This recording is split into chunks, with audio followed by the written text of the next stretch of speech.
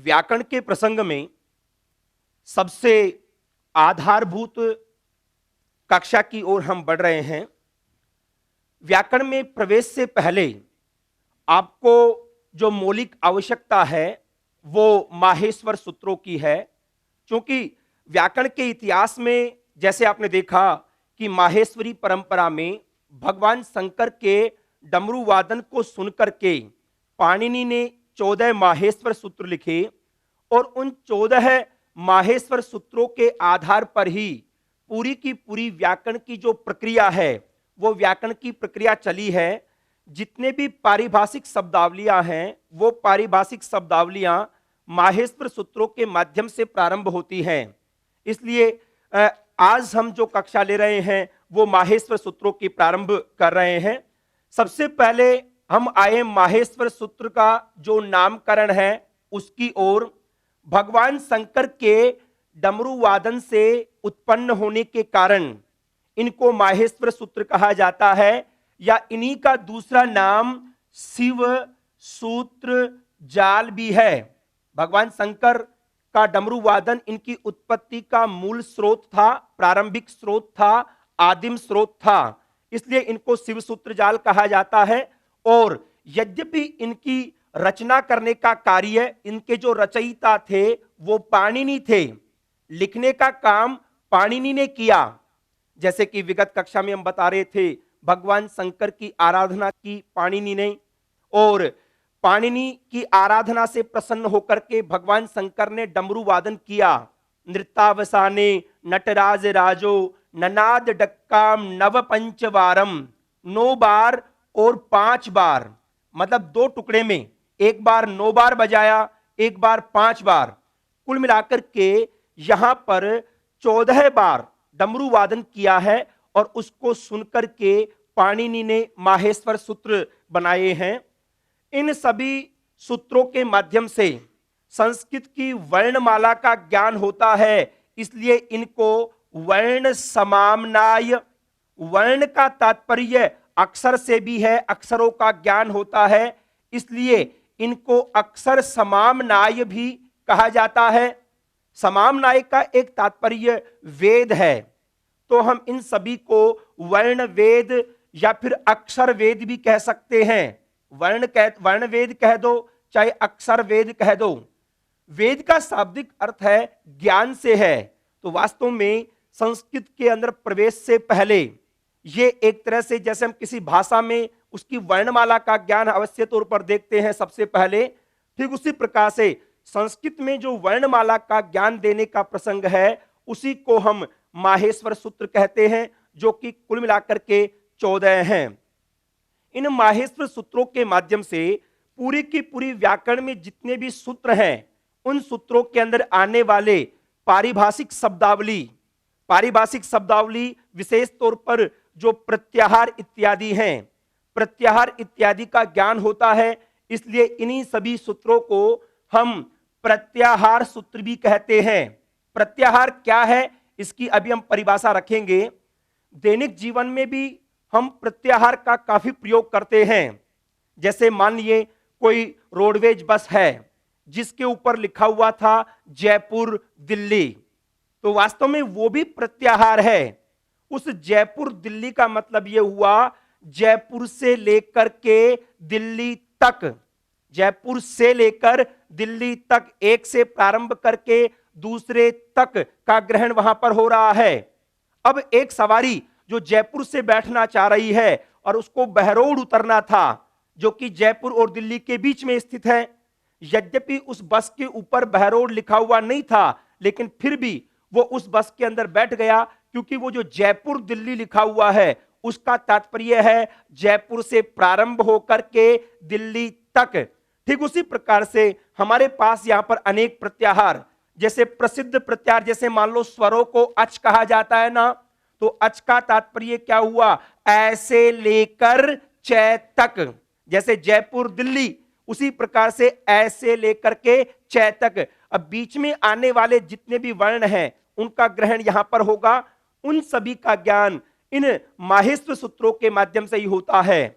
मतलब यह हुआ माहेश्वर सूत्रों का आपको सामान्य ज्ञान इसलिए आवश्यक है कि प्रत्याहारों में कौन कौन से वर्ण आएंगे। सामान्य तौर पर हमें शंका होती है कि यण संधि का नाम यण संधि क्यों पड़ा, क्योंकि वहां पर काम के रूप में यवरलय होते हैं और वहां पे यवरलय के लिए प्रत्याहार यण प्रत्याहार आता है। तीसरे वर्ण आदेश वाली संधि को जस्त्व संधि क्यों कहा जाता है, क्योंकि जस के अंदर तीसरे वर्ण जय बै गड द ये शामिल होंगे। तो इन सब का ज्ञान देने के लिए माहेश्वर सूत्रों का ज्ञान आपको अनिवार्य तौर पर करना होगा। और ये व्याकरण के लिए सबसे मौलिक कक्षा है, इसमें आपको प्रत्याहार बनाने का तरीका आ जाना चाहिए। यदि आपको माहेश्वर सूत्रों का सामान्य ज्ञान नहीं हो, जब तक आपको याद नहीं होते तब तक आप इनको देख करके प्रत्याहार बनाने की प्रक्रिया को रख सकते हैं। यदि आपको माहेश्वर सूत्रों का ज्ञान नहीं हो तो आप उस रोडवेज के वही कंडक्टर हो जाएंगे जिसको पहले दिन ऐसे रूट के ऊपर लगाया गया जिसमें वो कभी नहीं गया। उसको ये पता नहीं कि कौन से स्टेशन के बाद कौन सा स्टेशन आएगा और उस स्टेशन से दूसरे स्टेशन का किराया कितना है। उसको अपनी नौकरी करने के लिए एक साथ में लिस्ट दी जाएगी जिसमें यह लिखा हुआ होगा यहां से लेकर के यहां तक, यहां से लेकर के यहां तक का किराया यह है, यहां से यहां तक का किराया यह है। तो आज प्रत्याहार के दौरान रोडवेज के जो विभिन्न रूपक हैं वो आपको समझने के दृष्टिकोण से याद रखने होंगे। जैसे रोडवेज में एक कॉन्सेप्ट होता है कि रोडवेज के अंदर यदि सीट खाली है तो सवारी बैठा तो वो कहीं से भी लेंगे, चाहे रास्ते में कहीं पर भी रुकवा लो, सीट खाली है तो बैठा लेंगे, लेकिन आपको उतारेंगे वहीं पर जहां पर उनका स्टेशन है। आप 1 किलोमीटर पहले के लिए बोल दो ना कि यहां उतार दो तो वो नहीं उतारेंगे, क्या कहेंगे स्टेशन के ऊपर उतरना। ठीक कॉन्सेप्ट यहां पे प्रत्याहार में भी वो लागू होगा। कैसे कैसे सुनिए, ये जो माहेश्वर सूत्र हैं, इन माहेश्वर सूत्रों के ज्ञान को बहुत आपको महत्वपूर्ण तौर पर देखना है। भगवान शंकर की आराधना का एक महत्वपूर्ण मंत्र है, महत्वपूर्ण साधना, क्योंकि ऐसा मंत्र है जो भगवान शंकर ने स्वयं उत्पन्न किया है। बाकी मंत्र, कोई भी श्लोक, कोई भी स्तुति तो बाद में और किसी ने लिखी होंगी, लेकिन ये एक ऐसा मंत्र है, ऐसा स्तुति ग्रंथ है जो कि भगवान शंकर के डमरू वादन से स्वयं उत्पन्न हुआ है। तो इससे बड़ा कोई स्रोत वहां पर भगवान शंकर की आराधना का नहीं होगा। इसलिए मैं भी यहां पर क्रमशः लिख रहा हूं, आपको भी क्रमशः साथ में लिखना है। टॉपिक डाल लीजिएगा माहेश्वर सूत्र, ऊपर टॉपिक डाल लीजिएगा माहेश्वर सूत्र। एक बार हम 14 के 14 माहेश्वर सूत्रों को लिखेंगे, फिर क्रमशः इनके बारे में जो विस्तार से बातें हैं उनकी हम चर्चा करेंगे। मैं यहां पे 2-3 पंक्तियों में लिखूंगा, एक पंक्ति में 2-2 3-3 सूत्र लिखूंगा। आपको प्रत्येक पंक्ति में एक एक सूत्र लिखना है और एक एक वर्ण को अलग अलग करते हुए लिखना है। जैसे पहला सूत्र है ए ई उ ण, ए ई उ ण, नंबर 1। अब आपको लाइन चेंज करके लिखना है, दूसरी लाइन में दूसरा सूत्र, तीसरी लाइन में तीसरा सूत्र, इस तरह से ए ई उ ण। दूसरा है री ली क, तीसरा है ए ओ ंग, चौथा है ऐ औ च। जहां पे हलंत लिख रहा हूं आपको भी हलंत लिखना है, ए ई ऊण, री ऋक, ए ओंग, ए ओंग, ऐ औ च। नंबर 5 है य व र ट। नंबर 6 ल ण।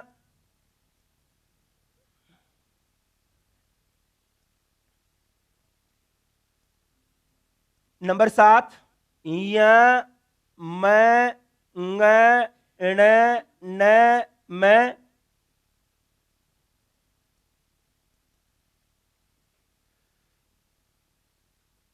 य म ङ ण न म। छठे सूत्र लण में ल के ऊपर चंद्रबिंदी का चिन्ह भी लगाना है। नंबर 8 झ भ य। नंबर 9 घ ढ ध श। नंबर 10 ज ब ग ड़ द श।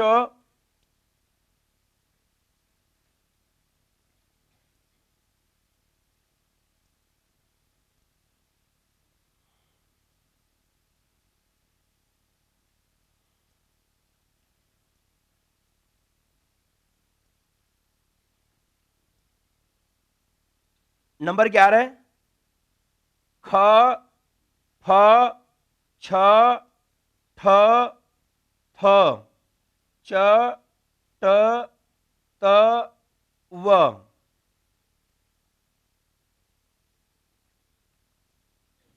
नंबर 12 है क प य। नंबर 13 श स स र। और नंबर 14 है ह ल।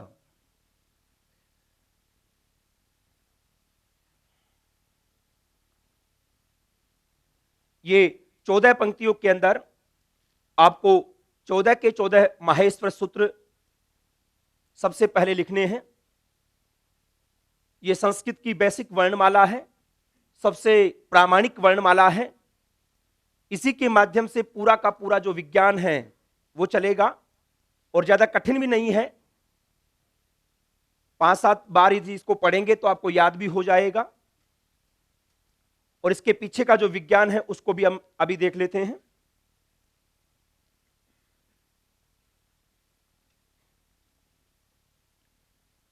देखिए, आप विभिन्न परीक्षाओं के अंदर संस्कृत की वर्णमालाओं को लेकर के प्रश्न आता है और उसका जो क्रम है उस क्रम को डिसाइड करने का सबसे महत्वपूर्ण साधन है।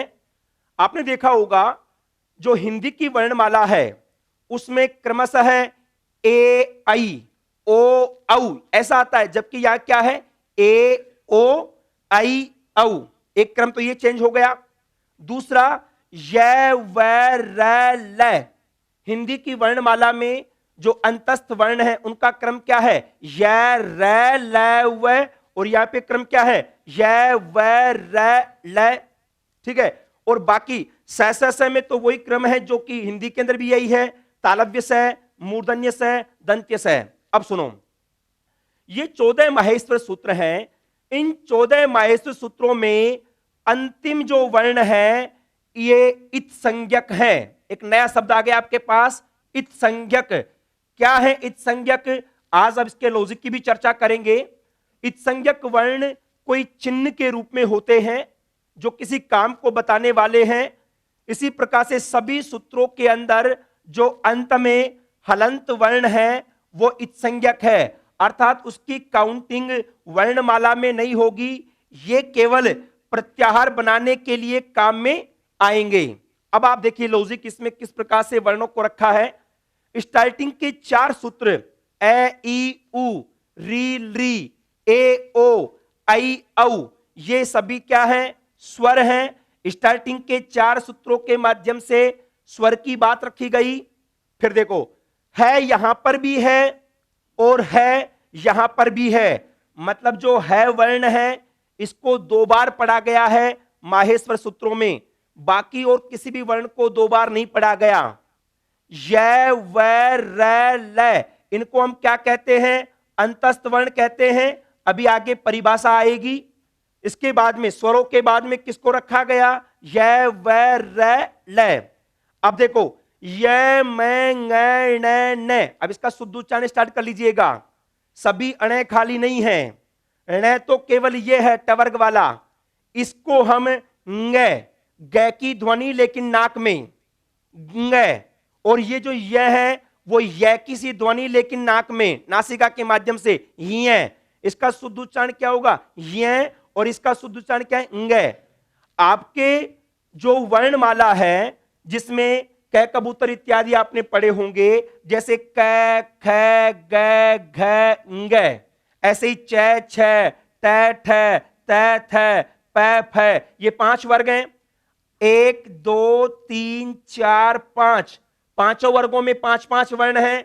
अब आगे पूरी व्याकरण के दौरान यदि मैं 1 कहूं तो मतलब सभी वर्गों का पहला पहला, 2 कहूं तो सभी वर्गों का दूसरा, 3 कहने का मतलब सभी वर्गों का, ये 5 वर्ग है ना, इसमें से 4 कहूं तो सभी का चौथा और 5 कहूं तो सभी का पांचवा।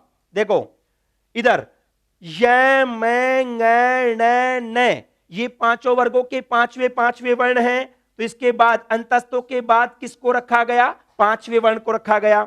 फिर देखो इधर झ, भ, घ, ढ, ध, ये पांचों वर्गों के चौथे चौथे वर्ण हैं। तो पांचवे वर्ण के बाद में चौथे वर्ण रखे गए।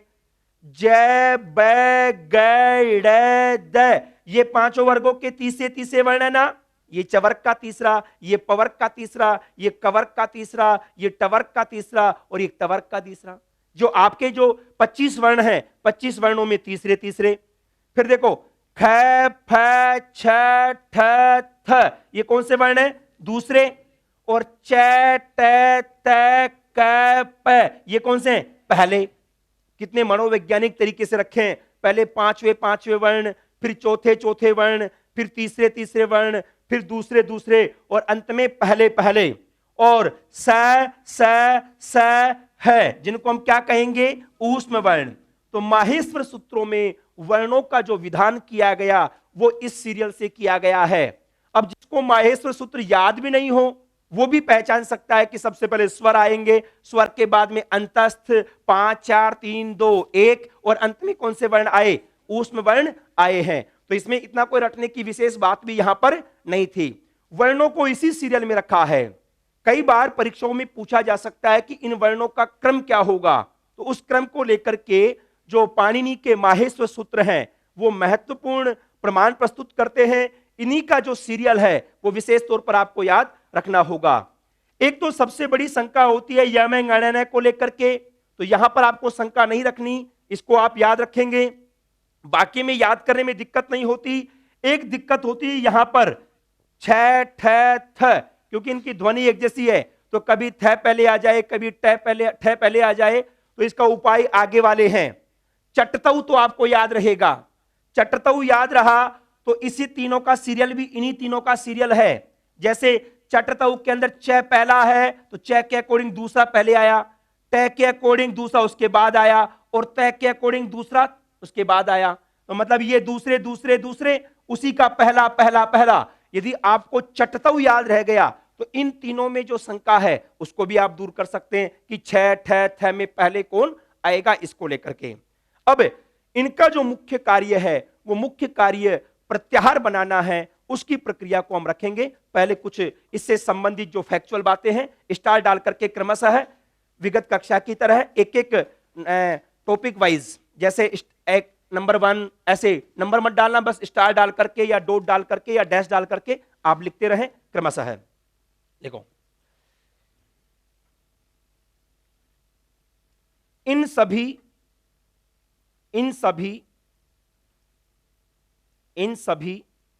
14 सूत्रों की उत्पत्ति,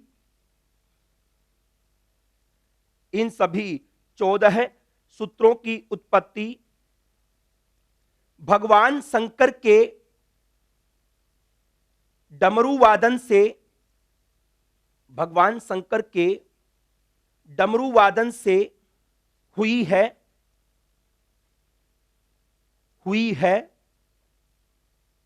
अतः इन सूत्रों को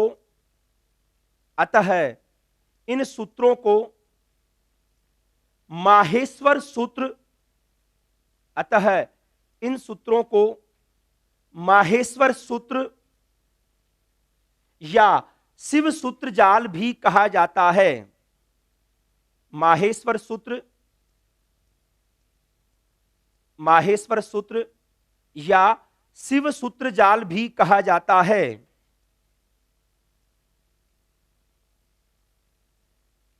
ठीक है, इनका नाम क्या हो गया? माहेश्वर सूत्र या शिव सूत्र जाल। नेक्स्ट लाइन से, भगवान शंकर के डमरू वादन को सुनकर, भगवान शंकर के डमरू वादन को सुनकर, भगवान शंकर के डमरू वादन को सुनकर इन सूत्रों को लिखने का कार्य, इन सूत्रों को लिखने का कार्य, लिखने का कार्य पाणिनि, पाणिनि के अंदर दोनों ई छोटे हैं, पाणिनि, पाणिनि ने किया है। मतलब क्या हुआ? इनके रचयिता कौन हुए? पाणिनि हो गए। इनकी रचना का काम किसने किया है? पाणिनि ने। नेक्स्ट लाइन से, इन सूत्रों के माध्यम से, इन सूत्रों के माध्यम से संस्कृत की, संस्कृत की वर्णमाला का, संस्कृत की वर्णमाला का ज्ञान होता है, संस्कृत की वर्णमाला का ज्ञान होता है। अतः इन सूत्रों को, इन सूत्रों को, इन सूत्रों को वर्ण समामनाय, क्या कहेंगे? वर्ण समामनाय ओब्लिक वर्ण वेद। समामनाय का मतलब क्या होता है? वेद। वर्ण समामनाय ओब्लिक वर्ण वेद ओब्लिक अक्षर समामनाय। समामनाय शब्द को इधर भी लिख देता हूं मैं दोबारा से, समामनाय। समामनाय का मतलब क्या होता है? वेद।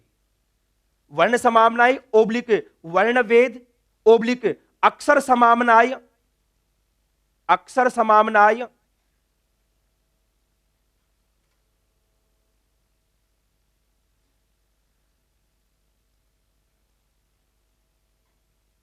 अक्षर समामनाय ओब्लिक अक्षर वेद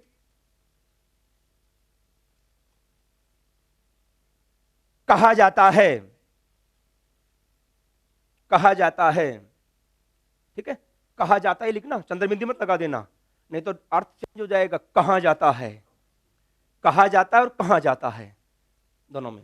ठीक है, नेक्स्ट इनसे देखो, समामनाय का मतलब क्या हुआ? वेद। नीचे ब्रैकेट में लिख लीजिएगा, समामनाय बराबर वेद। समामनाय इसमें ब्रैकेट बना लीजिएगा यहीं पर। समामनाय का तात्पर्य क्या है? वेद से है। समामनाय बराबर वेद। तो हमने जो वर्ण कह दो चाहे अक्षर कह दो, वर्ण का ज्ञान देने वाला है, इसलिए इनको वर्ण समामनाय कह दो, वर्ण वेद कह दो, अक्षर समामनाय कह दो, अक्षर वेद कह दो, बराबर बात है। ठीक है, नेक्स्ट, इनके माध्यम से किसका ज्ञान होगा? प्रत्याहारों का ज्ञान होगा। इस वजह से इनको हम क्या कहेंगे? प्रत्याहार सूत्र भी कहते हैं। नेक्स्ट ऐसे, इन माहेश्वर सूत्रों का, इन माहेश्वर सूत्रों का मुख्य उद्देश्य, इन माहेश्वर सूत्रों का मुख्य उद्देश्य प्रत्याहार बनाना है। प्रत्याहार, प्रत्याहार बनाना है। अतः इनको प्रत्याहार सूत्र भी कहा जाता है। अतः इनको प्रत्याहार सूत्र भी कहा जाता है।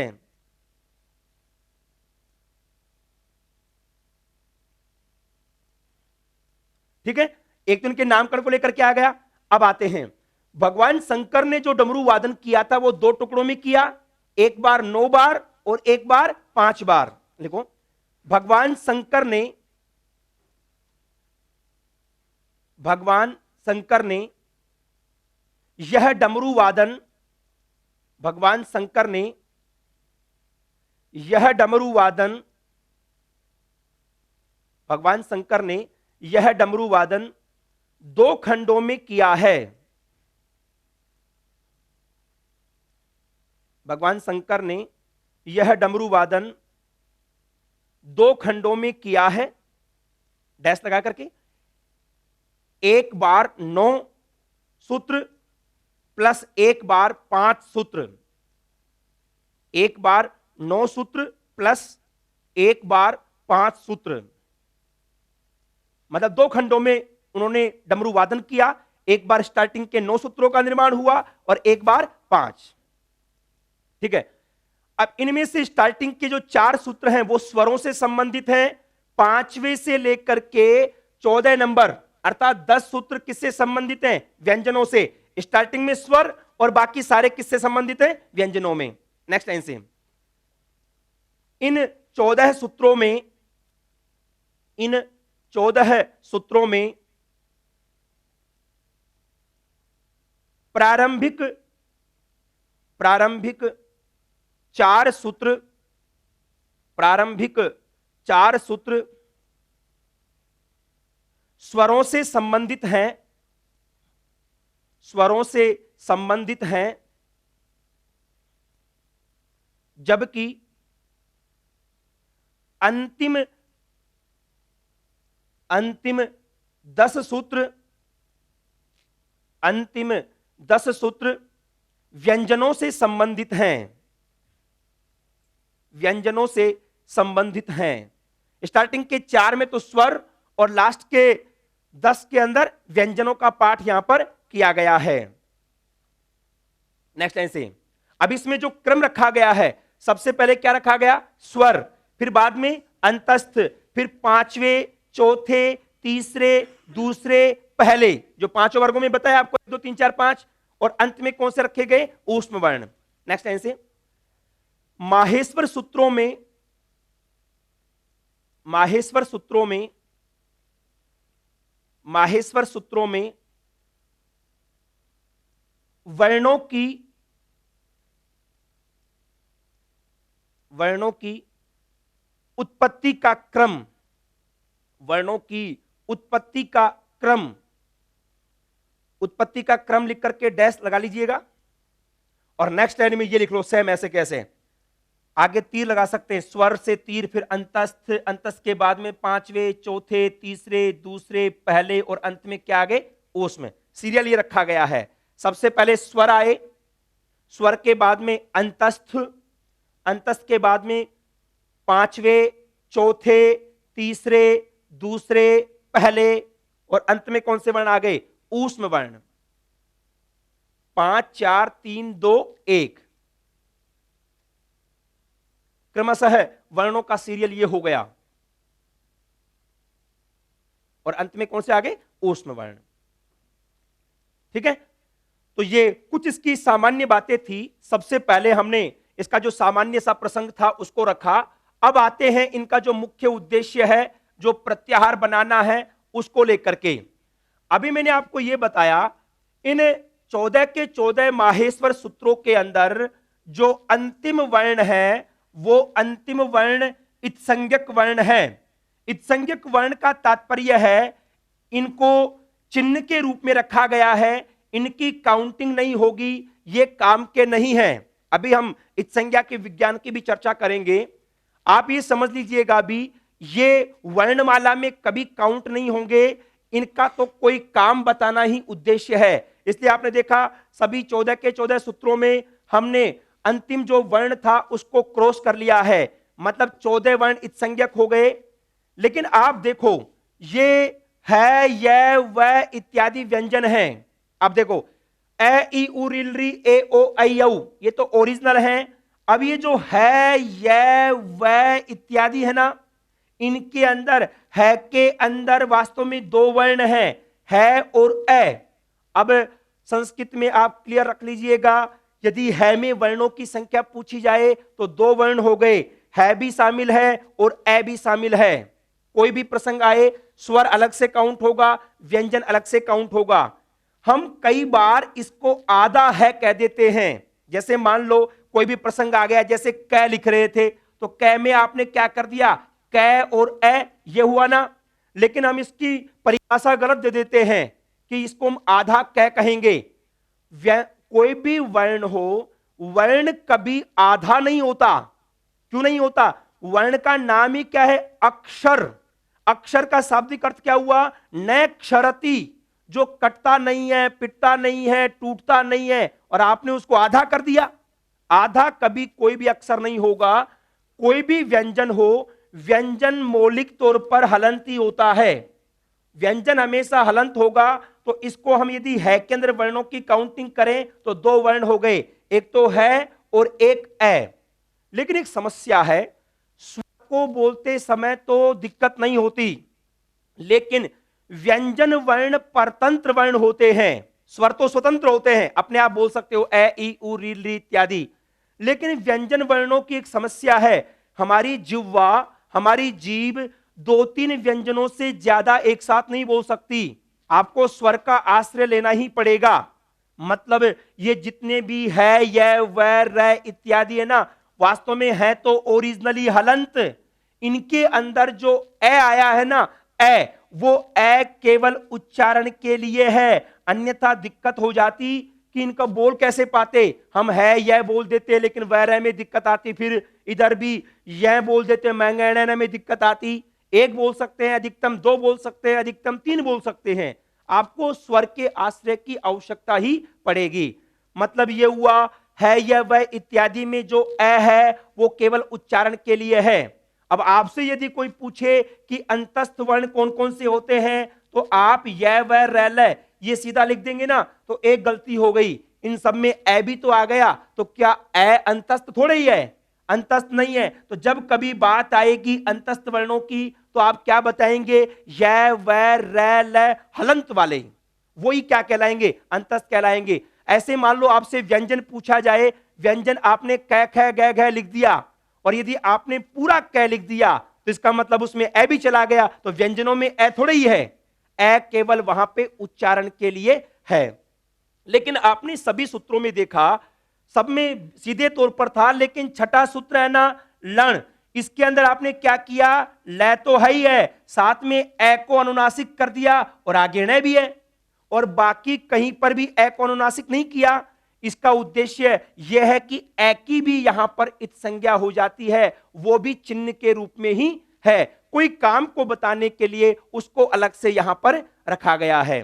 मतलब यह हुआ कुल मिलाकर के 15 वर्ण हो गए, जो कि माहेश्वर सूत्रों में इत संज्ञक हो गए। 14 के 14 सूत्रों में एक एक तो वो हो गया और एक ए हो गया। कुल मिलाकर के 15 वर्ण इत संज्ञक यहां पर हो जाते हैं। नेक्स्ट लाइन से लिखेंगे, माहेश्वर सूत्रों में, माहेश्वर सूत्रों में, माहेश्वर सूत्रों में अंतिम हलंत वर्ण की, अंतिम हलंत वर्ण की इत संज्ञा हो जाती है। अंतिम हलंत वर्ण की इत संज्ञा हो जाती है।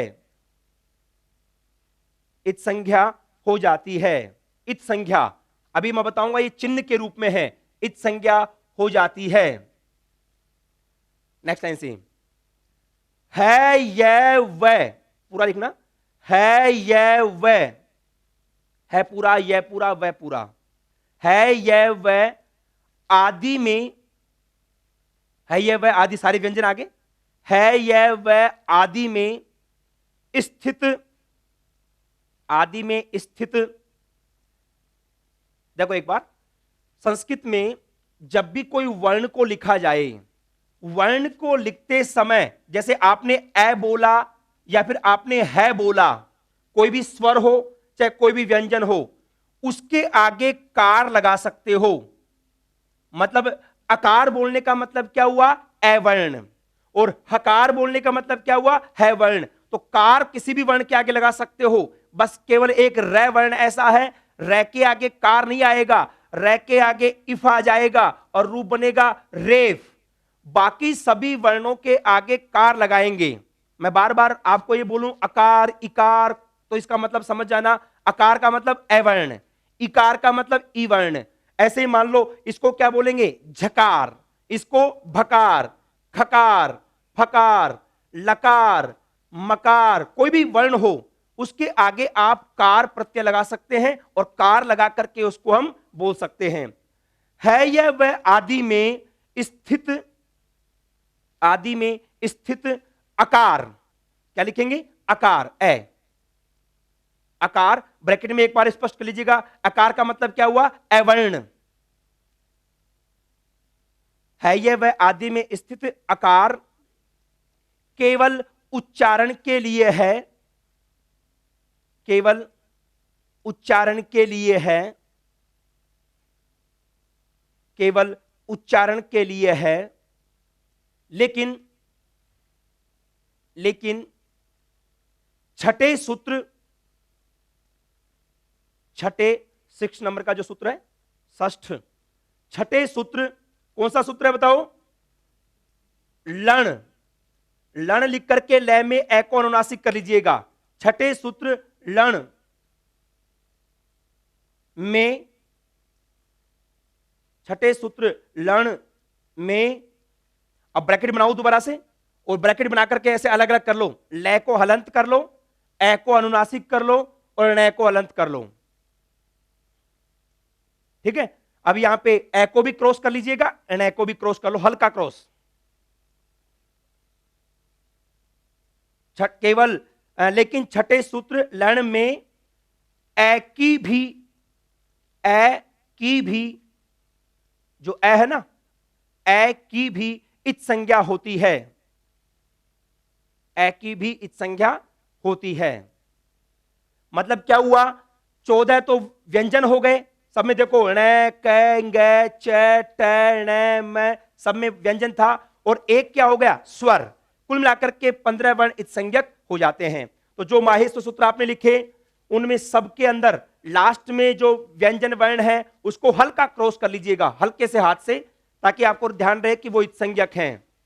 हल्के हाथ से सब में लास्ट वाला, ताकि ध्यान रहे कि इसकी इत संज्ञा हो गई है, उनकी वर्णों में कहीं पर भी काउंटिंग नहीं होगी, वो इत संज्ञक वर्ण है लास्ट वाले वर्ण की, ठीक है। अब कंटिन्यू लिखेंगे नेक्स्ट लाइन से, इस तरह स्पष्ट है कि, इस तरह स्पष्ट है कि, इस तरह स्पष्ट है कि माहेश्वर सूत्रों में, माहेश्वर सूत्रों में, माहेश्वर सूत्रों में कुल, माहेश्वर सूत्रों में कुल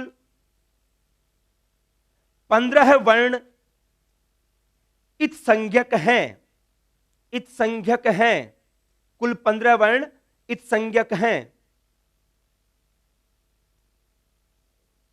कुल 15 वर्ण इत संज्ञक हैं। और ब्रैकेट में कर लीजिएगा 14 व्यंजन प्लस 1 स्वर, 14 व्यंजन प्लस 1 स्वर, ठीक है। तो ये सामान्य जो इनका परिचय था उस परिचय की हमने बात की, लेकिन जैसे मैंने बताया इन सभी माहेश्वर सूत्रों का सबसे महत्वपूर्ण जो उद्देश्य है वो उद्देश्य प्रत्याहार बनाना है। जैसे कि दैनिक जीवन में अभी आपको मैंने जयपुर दिल्ली का उदाहरण दिया, तो जयपुर दिल्ली भी एक प्रत्याहार है। आप कल्पना करो वो गाड़ी जयपुर से दिल्ली के बीच में 20 जगह रुक रही है, यदि 20 के 20 स्टेशन के नाम बस के ऊपर लिखे जाते तो आगे का ग्लास तो उसका पूरा स्टेशन के नाम से ही भर जाता, तो सामने वाले ड्राइवर को तो दिख ही नहीं पाता कुछ, क्योंकि पूरे स्टेशन के नाम आ जाते।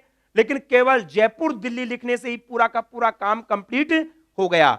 मतलब ये हुआ वो भी एक प्रत्याहार है। और मैं आपको कल जो लॉजिक बता रहा था, गत कक्षा में मैंने आपको ये बताया था ना, इंद्र ने कुल मिलाकर के 1 लाख नियम लिखे थे, उन 1 लाख नियमों को पाणिनि ने केवल 4000 सूत्रों में समाहित किया। इसका एक लॉजिक तो मैंने कल बताया था, उत्सर्ग और अपवाद। गत कक्षा में एक ये लॉजिक है प्रत्याहार, इसके माध्यम से संक्षिप्तीकरण हुआ है। अब ये प्रत्याहार कैसे बनेंगे, किन किन वर्णों का ग्रहण यहां पर होगा, किस किस रूप में आप देख सकते हैं और आप स्वयं भी बना सकते हैं। देखो, प्रत्याहार के काम को बताने के लिए हमारे पास जो सूत्र आता है वो है आदि रंत्येन सहेता। देखो ये क्या कहता है, कोई भी आदि वर्ण हो, कोई भी आदि, आदि का मतलब है प्रारंभिक वर्ण, आदि ही, और वो किसके साथ, अंत्येन, अंत में होने वाले के साथ, सह का मतलब क्या हुआ, साथ, और वो अंतिम भी कैसा है, इता, अंत्येन इता सह, अंतिम इत्संज्ञक के साथ मिलकर के प्रत्याहार बनाएगा। जैसे मान लो आदि का मतलब यहां पर केवल पहला पहला नहीं है, बल्कि ई भी आदि है, किसके लिए, ऊ के लिए, ऊ भी आदि है ण के लिए। लेकिन बताइए ण किसी के आदि में है क्या, आदि का मतलब हुआ पहले। अरे मान लो आपको पीछे से कहा जाए कि आप अपने अपने जो आगे वाला विद्यार्थी है उसके पीठ पे मुक्का मारिए, तो सब पीछे वाले तो सब मार देंगे, लेकिन जो लास्ट लास्ट का बच गया वो किसी के आदि में नहीं है, किसी के पहले नहीं है, वो बच गया स्वयं, और आगे वाला किसी को मार नहीं पाएगा क्योंकि वो सबसे स्टार्टिंग के अंदर है। मतलब ये हुआ आदि का मतलब है लास्ट को छोड़ करके सारे। ए आदि है ई के लिए, ई आदि है ऊ के लिए, ऊ आदि है ण के लिए। आप ऐसे समझो ये रोडवेज के सारे स्टेशन थे, ये जो संज्ञक है ना, ये सारे के सारे ऐसे स्टेशन हैं जहां पर की रोडवेज रुकने वाली है। स्टार्ट तो आप कहीं से कर लेंगे, लेकिन रोकेंगे कहां पर, जहां पर स्टेशन है परमानेंट। अब जैसे मान लो, आप एक उदाहरण रखता हूं मैं, सबसे पहले अक प्रत्याहार की चर्चा कर लेते हैं। अब अक का शाब्दिक अर्थ हुआ ऐसे लेकर के कै तक, लेकिन कै कैसा है, हलंत है, हलंत की क्या हो जाती है, इत्संज्ञा। तो अक का मतलब क्या हुआ, ऐसे लेकर के इत्संज्ञक कै तक, क्योंकि आप यदि केवल इतना कह दोगे ना ऐसे लेकर के कै तक, तो यहां तक आ जाएगा, लेकिन हमें कहां तक रखना है, इत्संज्ञक कै तक। देखो ऐसे लेकर के कहां तक, इत्संज्ञक कै मिल गया। अब देखो अक प्रत्याहार में कौन कौन आ जाएंगे, ए ई उ री री, बीच में आने वाले इत्संज्ञक वर्ण और अंतिम इत्संज्ञक वर्ण का प्रत्याहारों में ग्रहण नहीं होगा। अब अक प्रत्याहार में केवल कितने हो गए, ए ई उ री री, 5 वर्ण हो गए। ऐसे ही मान लो आपको ए से लेकर के च तक, जैसे मान लो एच प्रत्याहार बनाना हो। अब एच का मतलब क्या हुआ, ए से लेकर के इत्संज्ञक च तक। देखो ए से स्टार्ट किया, इत्संज्ञक च तक हम चले, बताओ कौन कौन से वर्ण आएंगे, ए ओ आई औ, आगे चारों वर्ण। इसी प्रकार से आपको सभी स्वरों का काउंट करना हो, स्वर कहां से स्टार्ट हुए, ऐसे स्टार्ट हुए, और ये सारे स्वर हैं कहां तक, औ तक हैं, और औ के बाद में स्टेशन क्या है, छ। तो ऐसे लेकर के आपको कौन सा प्रत्याहार बनाना होगा, छ। बताओ कौन सा प्रत्याहार बनेगा, अच। अच में कौन कौन से वर्ण आ गए, ए ई उ री री ए ओ आई औ, कुल मिलाकर के 9 वर्ण आ गए। अब ऐसे आप चाहे कितने ही प्रत्याहार बनाओ, लेकिन बनेंगे कहां तक, इत्संज्ञक वर्ण तक। तो मैथमेटिक्स की भाषा में बात करें तो अक plus H is equal to अच, क्योंकि अक में कौन से वर्ण आ गए, ए ई उ। तो देखो सबसे पहले अक के अंदर हमारे जो 5 स्वर हैं जिनको हम कहते हैं मूल स्वर, जिनकी परिभाषा आगे आएगी, और दूसरा है एच। एच का मतलब हुआ संयुक्त स्वर, जिनके अंदर कोई स्वर जुड़े हुए होते हैं, वो कुल मिलाकर कितने, 4। तो कुल मिलाकर के सारे के सारे स्वर कितनी हो गए, स्वरों की संख्या कितनी हो गई, 9। इसलिए जब कभी अब आप स्वर की बात आएगी व्याकरण की प्रक्रिया में, स्वर के बजाय हम क्या कह सकते हैं, अच कह देंगे। इसीलिए स्वर संधि को क्या कहा जाता है, अच संधि कहा जाता है। ऐसे प्रत्याहार को बनाने का काम किया जाता है। कोई भी प्रत्याहार बनाना हो, जैसे अक बनाया ना, तो ए का मतलब क्या हुआ, ऐसे लेकर के इत्संज्ञक कै तक, ए से लेकर के इत्संज्ञक च तक, और ऐसे लेकर के च तक, मतलब ये हुआ बीच में आने वाले इत्संज्ञक वर्ण और अंतिम इत्संज्ञक वर्ण का प्रत्याहारों में ग्रहण नहीं होगा। अब चलो सभी स्वर के लिए कौन सा प्रत्याहार बना दिया आपने, अच बना दिया, चलो ठीक है। अब अंतस्थ वर्णों के लिए आप स्वयं बनाओ। अंतस्थ का मतलब क्या होता है? य व र ल। तो स्टार्ट तो कहीं से भी हो जाएगा, य व र ल, और ल के बाद में संज्ञा क्या? ण। तो बताइए क्या अंतस्थों के लिए यण प्रत्याहार बनाया जा सकता है? सही है क्या? अंतस्थ के लिए यण बन सकता है। यदि हम यण न बना करके यट बना देते, यट, तो यट में कौन कौन आ जाते? य व र, लेकिन ल नहीं आ पाता। हमें तो क्या चाहिए? य व र, ल भी चाहिए, और ल के बाद में स्टेशन कौन सा है? ण। तो कौन सा प्रत्याहार बन गया? यण। मतलब अंतस्थों को हम क्या कहेंगे? यण। इसीलिए यण संधि का नाम यण संधि पड़ा है, क्योंकि यण संधि में काम कौन कौन से होते हैं? य व र ल, चार काम होते हैं ना। अब यदि आप नॉन संस्कृत या कोई हिंदी के अध्यापक से पूछें कि यण संधि का नाम यण क्यों पड़ा, तो वो नहीं बता पाएगा यदि उसको प्रत्याहार का ज्ञान नहीं हो। तो काम आप य व र ल कर रहे हैं, और यण लिखते समय ध्यान रखना यण हलंत होगा। यण संधि लिखते हैं ना तो ण हलंत लिखेंगे, क्योंकि यण में ण हलंत है। य से लेकर के ण तक के वर्णों का ग्रहण हुआ है, बीच में आने वाले ट और ण का ग्रहण यहां पर नहीं होगा, इत्संज्ञक वर्णों का ग्रहण नहीं होगा। चलो बताओ पंचम वर्ण के लिए कौन सा प्रत्याहार बना सकते हैं? पंचम वर्ण क्या है? य मैं ng न न मैं, ये ना। तो य से स्टार्ट करके मैं तक, बताइए क्या पंचम वर्ण के लिए यम प्रत्याहार बनाया जा सकता है? क्लियर है? पंचम वर्ण य से स्टार्ट हुआ, मैं तक, य मैं ng न न। ध्यान रखना यम के अंदर मैं हलंत है, तो य से लेकर के मैं तक नहीं बनाएंगे, क्योंकि मैं तक तो बन ही नहीं सकता। बनेगा कहां तक? इत्संज्ञक वर्ण तक। तो य मैं ng न न, पांचों आ गए। चलो इधर आ जाओ। चौथे वर्ण के लिए झ से स्टार्ट हुआ, झ भ घ ढ ध। तो चौथे वर्ण के लिए क्या बन जाएगा बताओ? झ से स्टार्ट हुआ और कहां तक?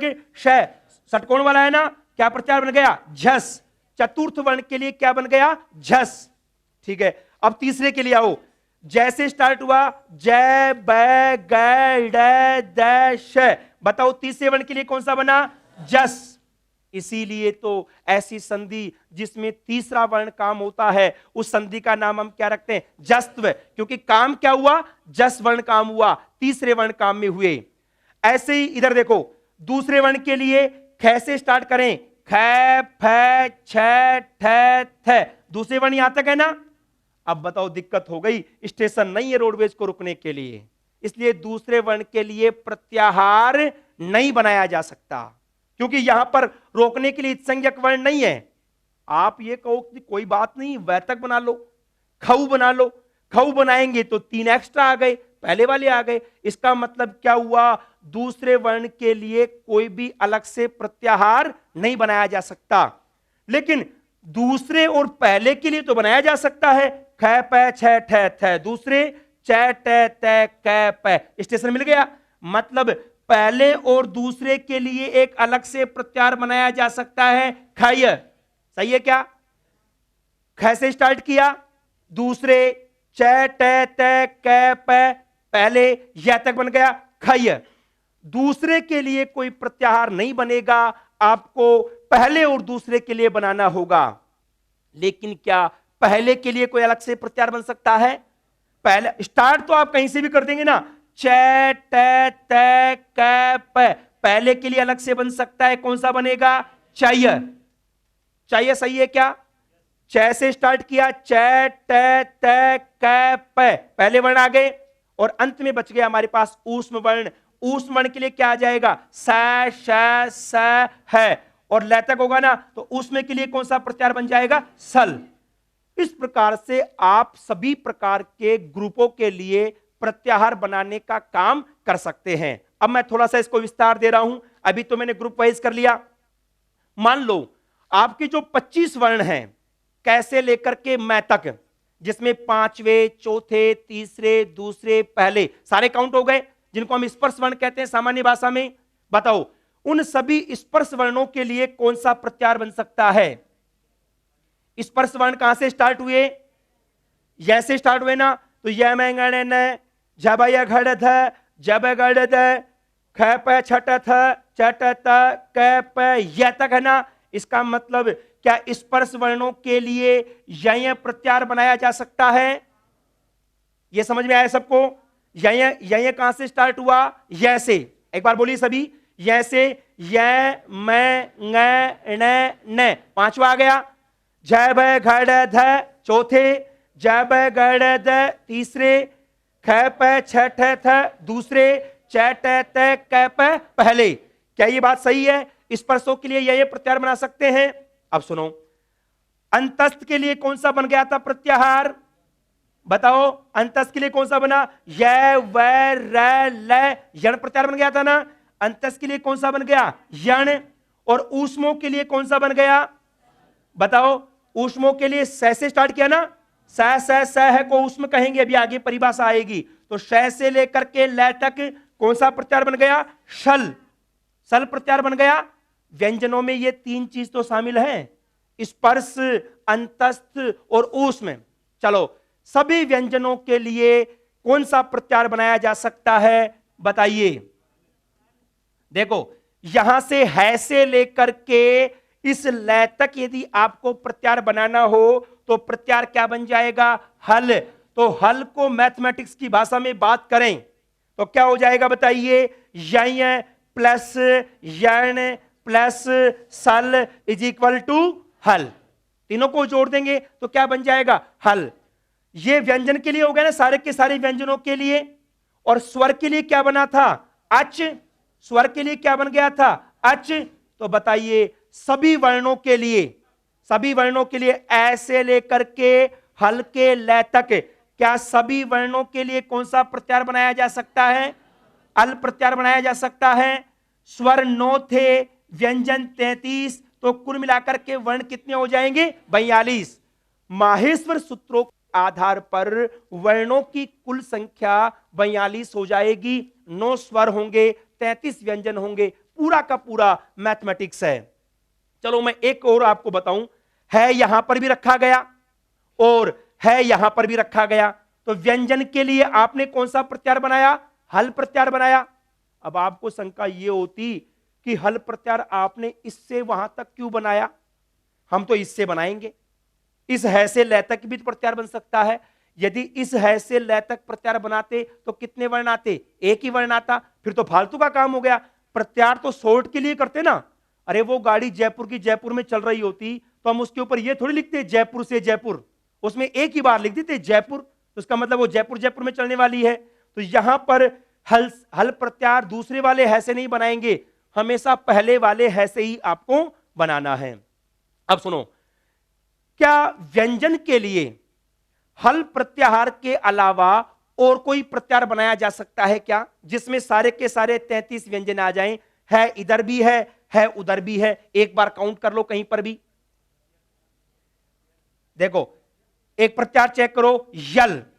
क्या यल प्रत्याहार में सारे व्यंजन आ जाएंगे? आप ये कहो कि है छूट गया, ये से स्टार्ट किया, लेकिन है इधर आ गया ना। इसका मतलब यल प्रत्याहार के अंदर सारे के सारे व्यंजन आ सकते हैं। चलो एक प्रत्याहार और बना सकते हैं, बताओ। हर प्रत्याहार चेक करो। हर प्रत्याहार है से स्टार्ट हुआ, है से स्टार्ट होकर के सर के रह तक हुआ। अब आप कहो कि है छूट गया, है उधर आ गया। इसका मतलब हल कह दो, चाहे यल कह दो, चाहे हर कह दो, सारे के सारे व्यंजनों का ग्रहण इसके अंदर हो जाएगा, क्योंकि है इधर भी है उधर भी है, कहीं पर भी एक तरफ इसकी काउंटिंग कर लीजिएगा। इसमें आपको इतना परेशान होने की आवश्यकता नहीं है। मैं इसलिए बता रहा हूं कि बार बार इन प्रत्याहारों का प्रयोग हो सकता है।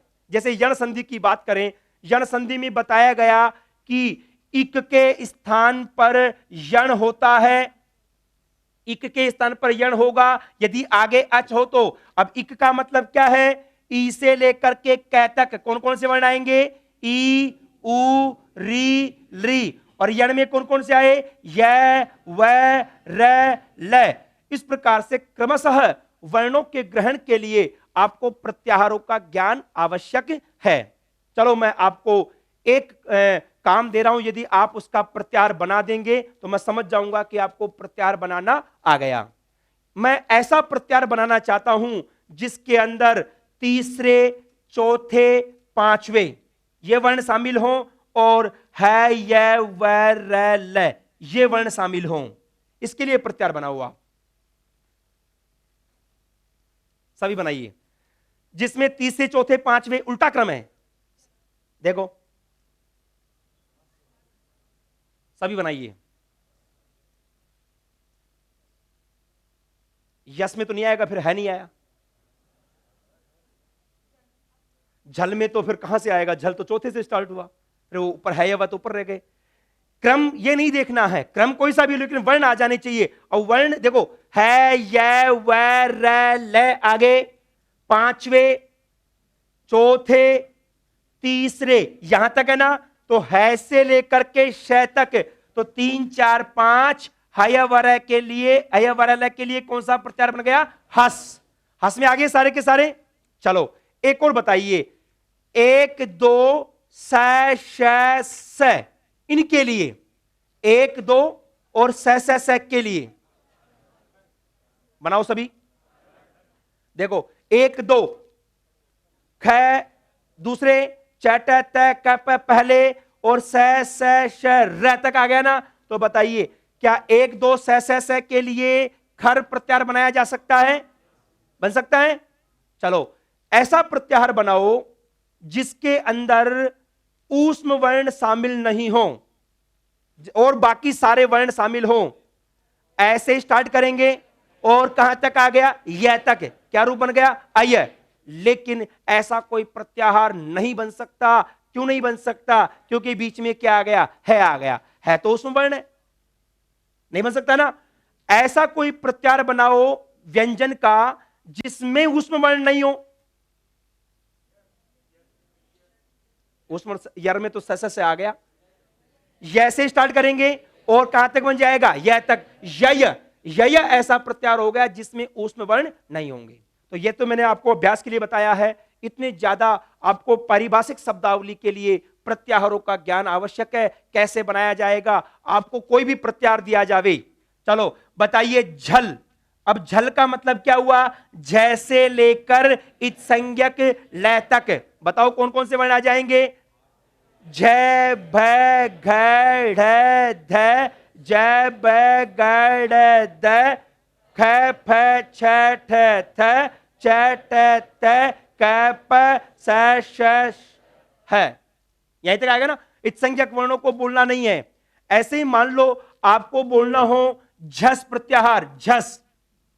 अब झस का मतलब क्या हुआ, जैसे लेकर के श तक कौन सा बन जाएगा, झ भ घ ढ ध, ज ब ग ड द। झस में कौन कौन से वर्ण आ गए, तीसरे और चौथे। ठीक है, तो ये आगे जो भी संधि इत्यादि में काम आएंगे वहां के लिए आपको आवश्यक है। पारिभाषिक शब्दावली है, वर्णमाला के लिए सबसे बड़ा आदिम स्रोत है। इसके अलावा और कोई वर्ण नहीं होते। व्याकरण की प्रक्रिया में यहीं से पूरे के पूरे प्रसंग काम आएंगे। इसलिए आपको यहां पे प्रत्याहार बनाने की जो प्रक्रिया है उसको समझना चाहिए, और जैसे जैसे क्रमशः आप पढ़ेंगे आपको याद भी हो जाएगा। ये परिभाषा इसलिए बताई मैंने क्योंकि अब आगे चल करके जैसे यण आ गया, जस आ गया, तो आप उनसे डरे नहीं कि यण क्या है, जस क्या है। तो आप इसके आधार पर वो सारे के सारे प्रत्याहार बना सकते हैं। टॉपिक डाल लीजिएगा, प्रत्याहार निर्माण। प्रत्याहार निर्माण,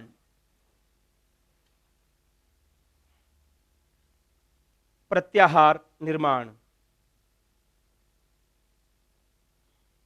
प्रत्याहार निर्माण। और यहां पर प्रत्याहार का जो सूत्र है वो याद लिख लीजिएगा, आदिरंतेन सहेता। आदिरंतेन सहेता, आदिरंतेन सहेता, आदिरंतेन सहेता।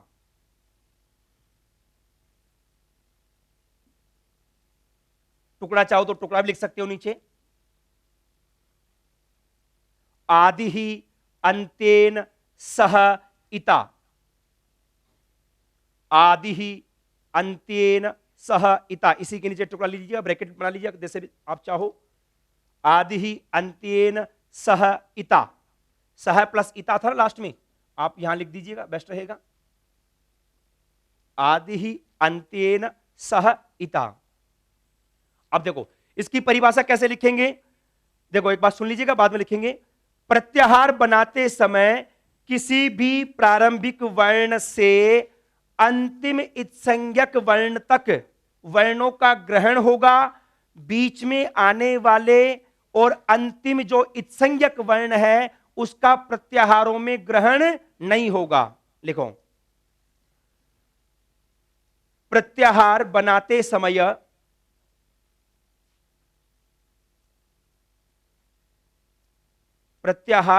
समय किसी भी प्रारंभिक वर्ण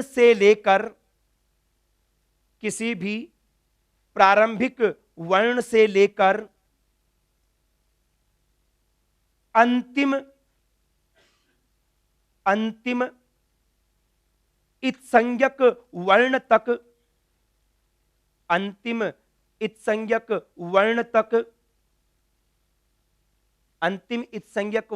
तक वर्णों का ग्रहण होता है। अंतिम इत्संज्ञक वर्ण तक वर्णों का ग्रहण होता है। बीच में आने वाले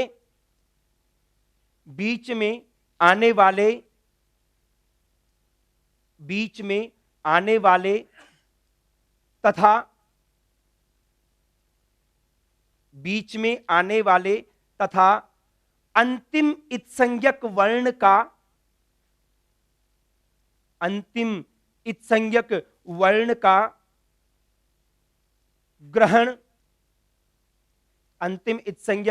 का ग्रहण प्रत्याहारों में नहीं होता। मतलब स्टार्ट किसी भी प्रारंभिक वर्ण से करेंगे और अंतिम इत्संज्ञक वर्ण तक चलेंगे। बीच में कोई इत्संज्ञक वर्ण होगा तो उसका ग्रहण नहीं होगा और अंतिम इत्संज्ञक वर्ण का भी ग्रहण नहीं होगा। और यहां पे प्रारंभिक वर्ण का मतलब क्या है? अंतिम वर्ण के अलावा कोई भी वर्ण। नेक्स्ट लाइन से, यहां प्रारंभिक वर्ण से तात्पर्य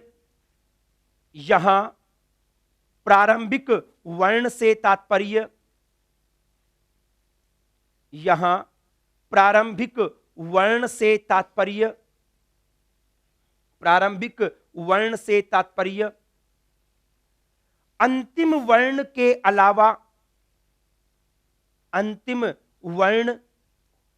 के अलावा सभी वर्णों से है। अंतिम वर्ण के अलावा सभी वर्णों से है। मतलब लास्ट वाला छोड़ दो। जैसे इसमें अयुण के अंदर ण है ना, ण के अलावा इसको भी प्रारंभिक कहेंगे, ई को भी प्रारंभिक कहेंगे, उ को भी प्रारंभिक कहेंगे, बस ण प्रारंभिक नहीं है। प्रारंभिक का मतलब केवल पहला पहला मत ले लेना। प्रारंभिक का मतलब अंतिम के अलावा जो जितने भी बचे हुए हैं उन सबको हम क्या कहेंगे? प्रारंभिक वर्ण कहेंगे। नेक्स्ट लाइन से, जैसे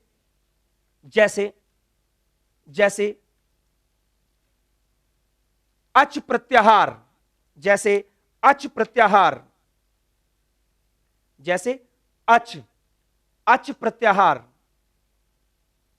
अच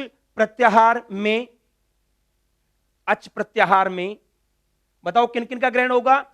अच प्रत्याहार में ए, ई, उ, री, ली, ए, ओ, आई, औ का ग्रहण होगा।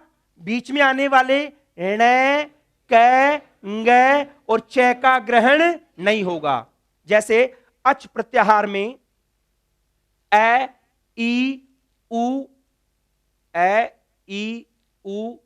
री, ली, ए, ओ, आई, औ, इन 9 वर्णों का ही डैश लगा लीजिएगा, ओ के बाद में डैश लगा दो। इन 9 वर्णों का ही ग्रहण होगा। इन 9 वर्णों का ही ग्रहण होगा। बीच में आने वाले बीच में आने वाले इत्संज्ञक वर्ण, बीच में आने वाले इत्संज्ञक वर्ण ण, ण, ण को हलंत करना, ण, क, ंग, क, ण, क, ंग, और तीन तो बीच वाले हैं ना, ण, क, ंग, और अंतिम इत्संज्ञक वर्ण च, और अंतिम इत्संज्ञक वर्ण, मतलब बीच में तो तीन आए थे ना, ण, क, ंग, और एक अंतिम इत्संज्ञक वर्ण च का ग्रहण, च हलंत करना इसको भी, च का ग्रहण अच प्रत्याहार में नहीं होगा, अच प्रत्याहार में नहीं होगा, अच प्रत्याहार में नहीं होगा, अच प्रत्याहार में नहीं होगा। मतलब यह हुआ बीच में आने वाले इत्संज्ञक वर्ण इत्यादि का ग्रहण यहां पर आपको नहीं करना है। ऐसे ही यण प्रत्याहार था ना, यण प्रत्याहार में य से लेकर के ण तक के वर्णों का ग्रहण होगा, लेकिन बीच में जो ट और ण आया इनका ग्रहण यहां पर नहीं होगा। तो कोई भी प्रत्याहार बनाना हो, प्रत्याहार के प्रसंग में आपको प्रारंभिक वर्ण से लेकर के इत्संज्ञक वर्ण तक के वर्णों का ग्रहण करना है। अब मैं इसको वापस एक बार हटा रहा हूं क्योंकि एक बार आप समझ चुके हैं। अब क्रमशः एक एक को यहां पर एक एक से संबंधित जो प्रत्याहार है उन प्रत्याहारों को हम लिखेंगे और उनकी प्रक्रिया को क्रमशः हम प्रारंभ करेंगे। देखो क्रमशः देख सकते हो आप। नंबर 1, सबसे पहले बताइए स्वर के लिए कौन सा प्रत्याहार आ गया? स्वर के लिए कौन सा आ गया? अच। कितने वर्ण आ गए? कौन कौन से? ए, ई, उ, री, ली, ए, ओ, आई, औ। हो गए 9। देखो सबसे पहले स्वर, स्वर, स्वर के लिए कौन सा प्रत्याहार आ गया? अच।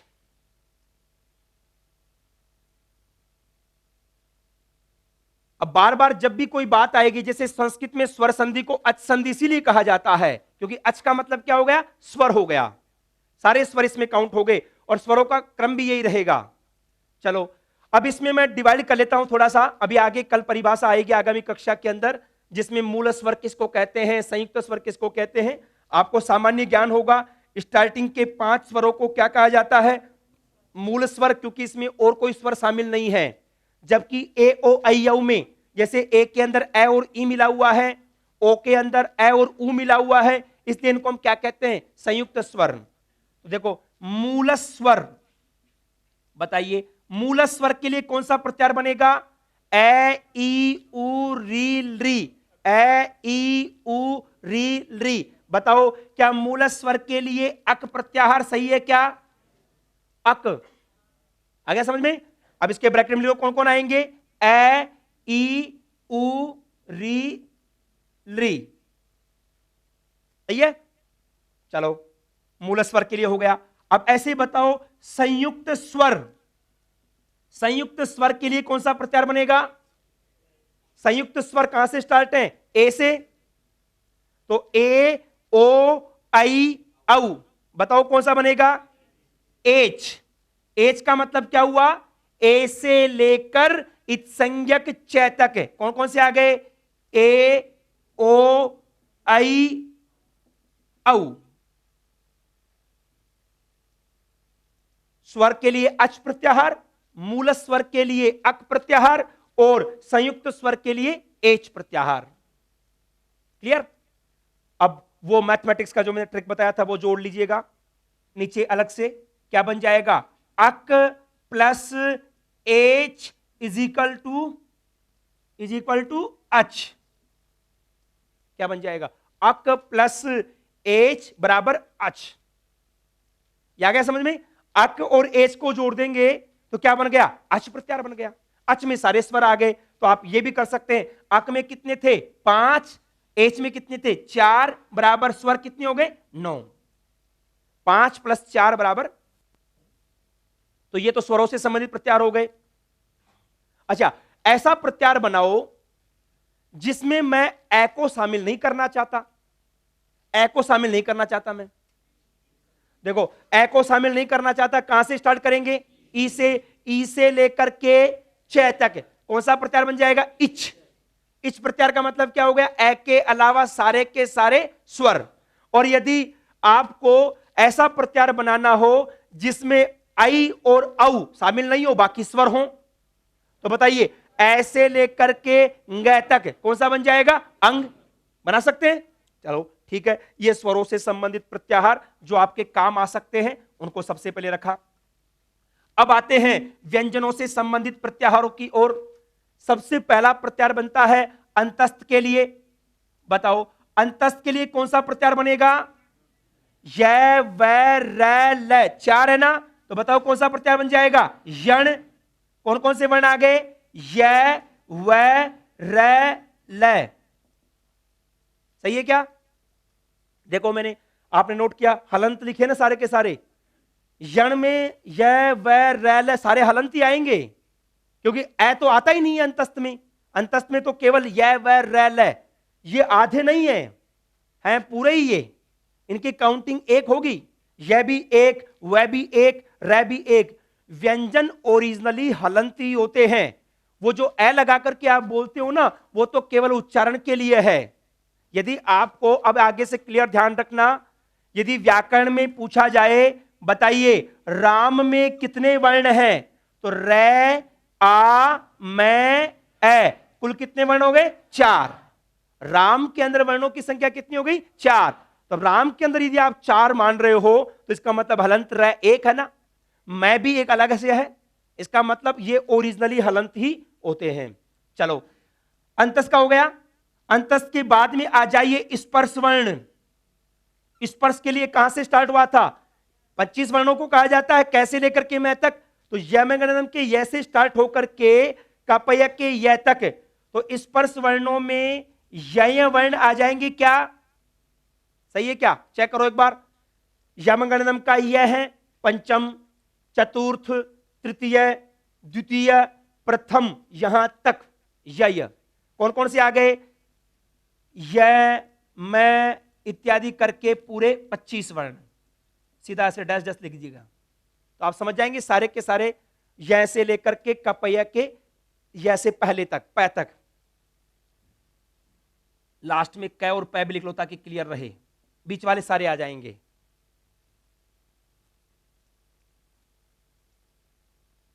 ठीक है, इस पर से आ गए। अब बच गए कौन से? ऊष्म। बताइए ऊष्म वर्ण कौन कौन से? स है, तो बताओ कौन सा प्रत्याहार बनेगा? शल। कौन से वर्ण आ जाएंगे? श, स है।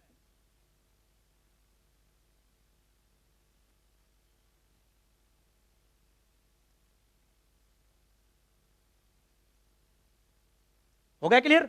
तो अब ये पारिभाषिक शब्दावली, कई लोग इनसे डर रहे थे कि ये पता नहीं क्या होते हैं प्रत्याहार, तो आपको एक बार बनाना आ जाना चाहिए। ऐसे हम सैकड़ों बना सकते हैं, कोई से भी कहीं से बनाओ।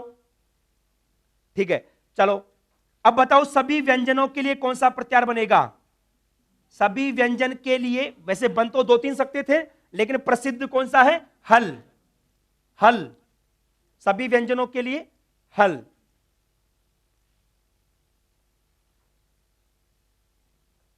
तो वही मैथमेटिक्स तरह यहां पर भी ट्रिक बना लो आप। क्या बन जाएगा?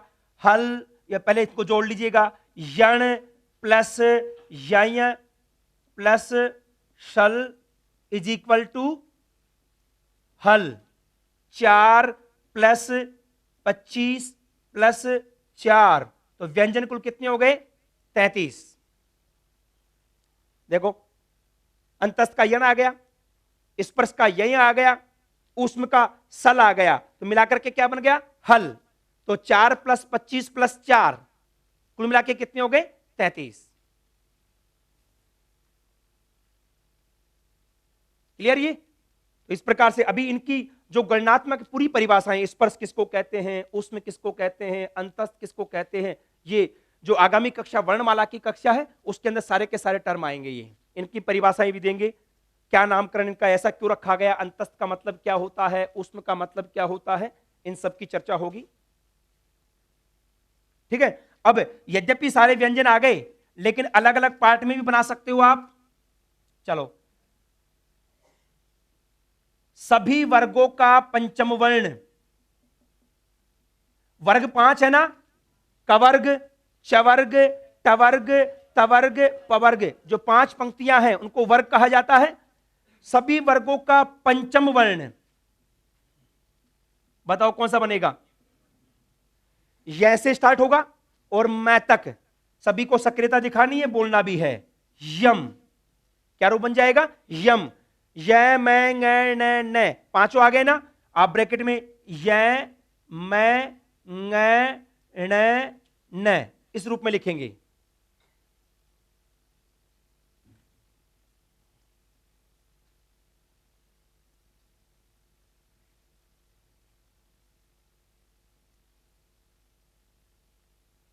ठीक है, अब आप बनाओ सभी वर्गों का चतुर्थ वर्ण। चतुर्थ का मतलब चौथा।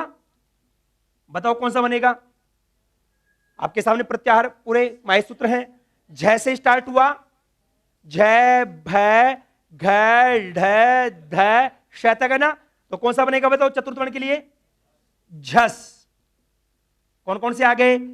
झ भ घ ढ ध।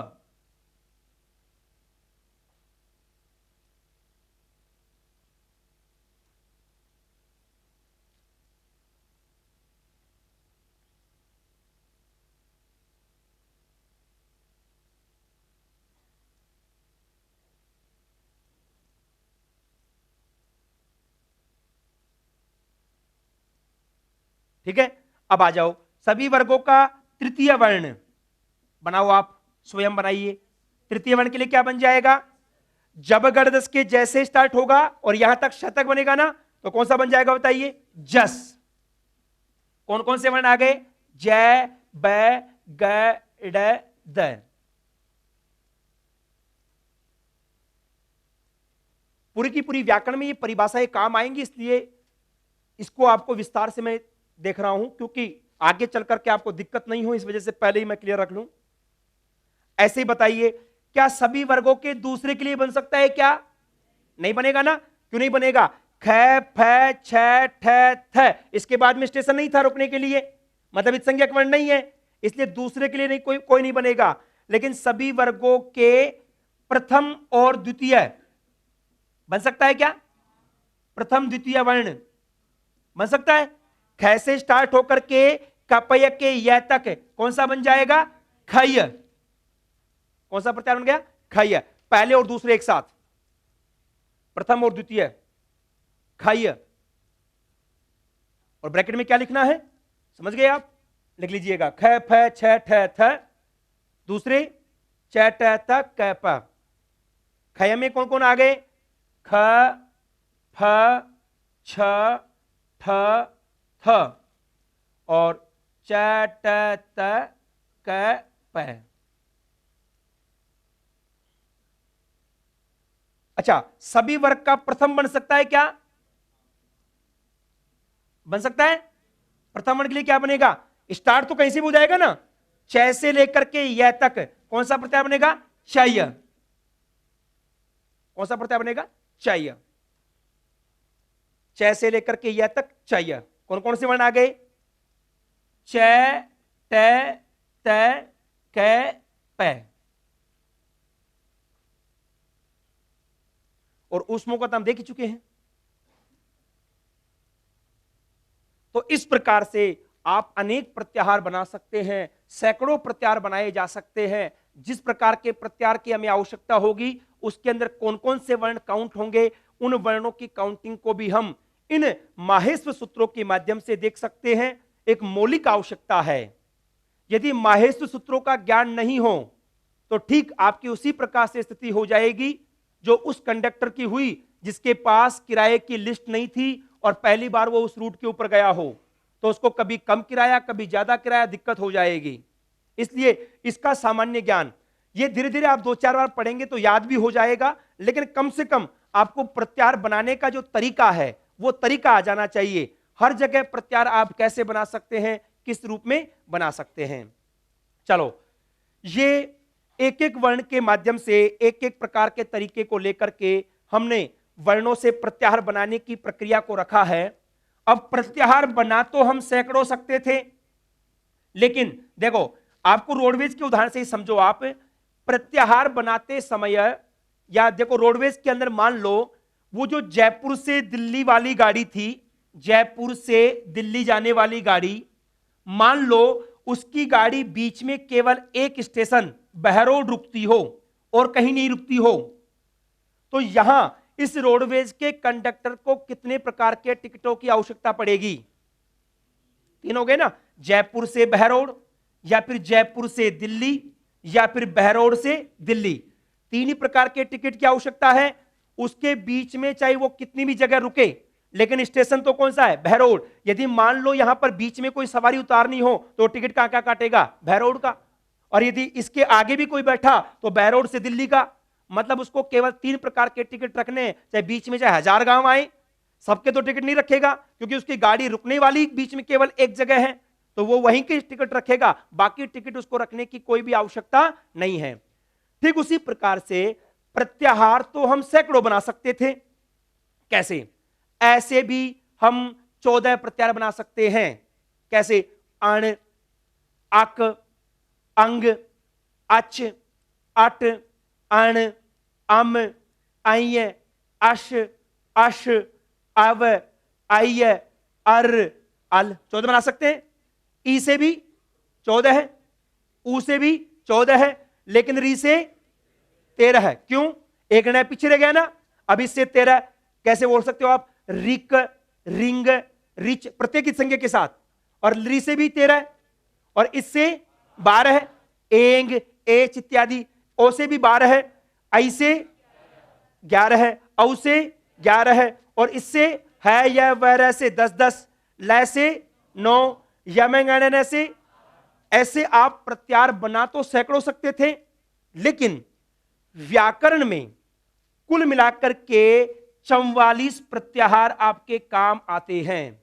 व्याकरण में प्रयोग की दृष्टि से प्रत्याहारों की कुल संख्या कितनी है? 44। इसको लेकर के प्रश्न विभिन्न परीक्षाओं में पूछा गया है। आपसे बना तो हम सैकड़ों सकते थे, वो टिकट बीच में हजार गांव थे, हजार तरह के टिकट रखने पड़ते उसको अलग अलग प्रकार के, लेकिन उसने केवल 3 ही प्रकार के टिकट रखे, क्योंकि काम उसके केवल कितने आते हैं? 3 काम आते हैं। तो यहां पे कहा गया प्रत्याहारों की कुल संख्या व्याकरण में प्रयोग की दृष्टि से कुल मिलाकर के कितने? 44। सीधे तौर पर फैक्चुअल रूप में आपको याद रखना होगा, प्रत्याहार कुल मिलाकर के कितने? 44। लिखो नेक्स्ट लाइन से। व्याकरण में प्रयोग की दृष्टि से, व्याकरण में प्रयोग की दृष्टि से प्रत्याहारों की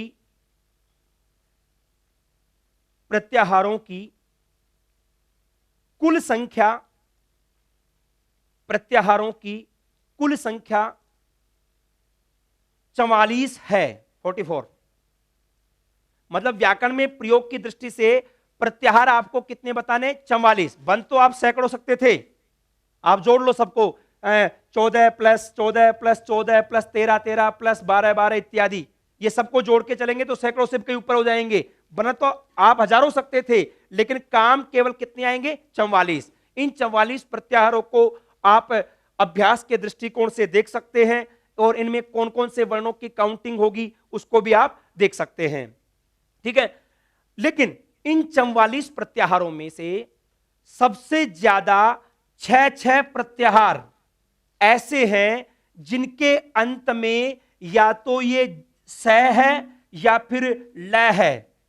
मतलब ये हुआ 44 के अंदर सबसे ज्यादा 6 प्रत्याहार। जैसे एक हुआ अस, एक हुआ हस, एक हुआ झस, एक हुआ जस, ऐसे एक हुआ भस, ऐसे एक और कोई। मतलब कुल मिलाकर के 6 प्रत्याहार ऐसे हैं जिसके अंत में क्या आया? श। और 6 प्रत्याहार ऐसे हैं जिसके अंत में ल आया हो, जैसे अल, हल, झल, वल, रल इत्यादि। एक और कोई है। तो 6 प्रत्याहार ऐसे हैं जिसके अंत में, जैसे अभी आपने बताया शल, 6 प्रत्याहार ऐसे हो गए जिसके अंत में क्या है, लय। 44 प्रत्याहारों में सबसे ज्यादा 6 प्रत्याहार या तो जबरदस्त के सै से बने हैं या हल के लय से बने हैं। बाकी से या तो 5 बने हों, 4 बने हों, 3 बने हों, 2 बने हों इत्यादि, वो अलग अलग प्रत्याहार बने हैं। देखो नेक्स्ट लाइन से, इन 44 प्रत्याहारों में, इन 44 प्रत्याहारों में सर्वाधिक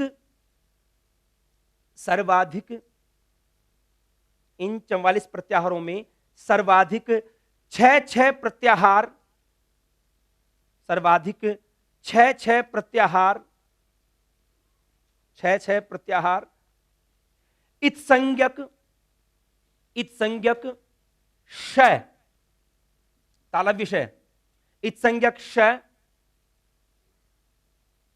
क्षय लिख करके ब्रैकेट में ये सूत्र लिख लो। कौन सा क्षय, जबरदस्त वाला क्षय, जबरदस्त। इत्संज्ञक क्षय कौन से वाला क्षय, जबरदस्त वाला। इत्संज्ञक क्षय तथा इत्संज्ञक लय, इत्संज्ञक लय,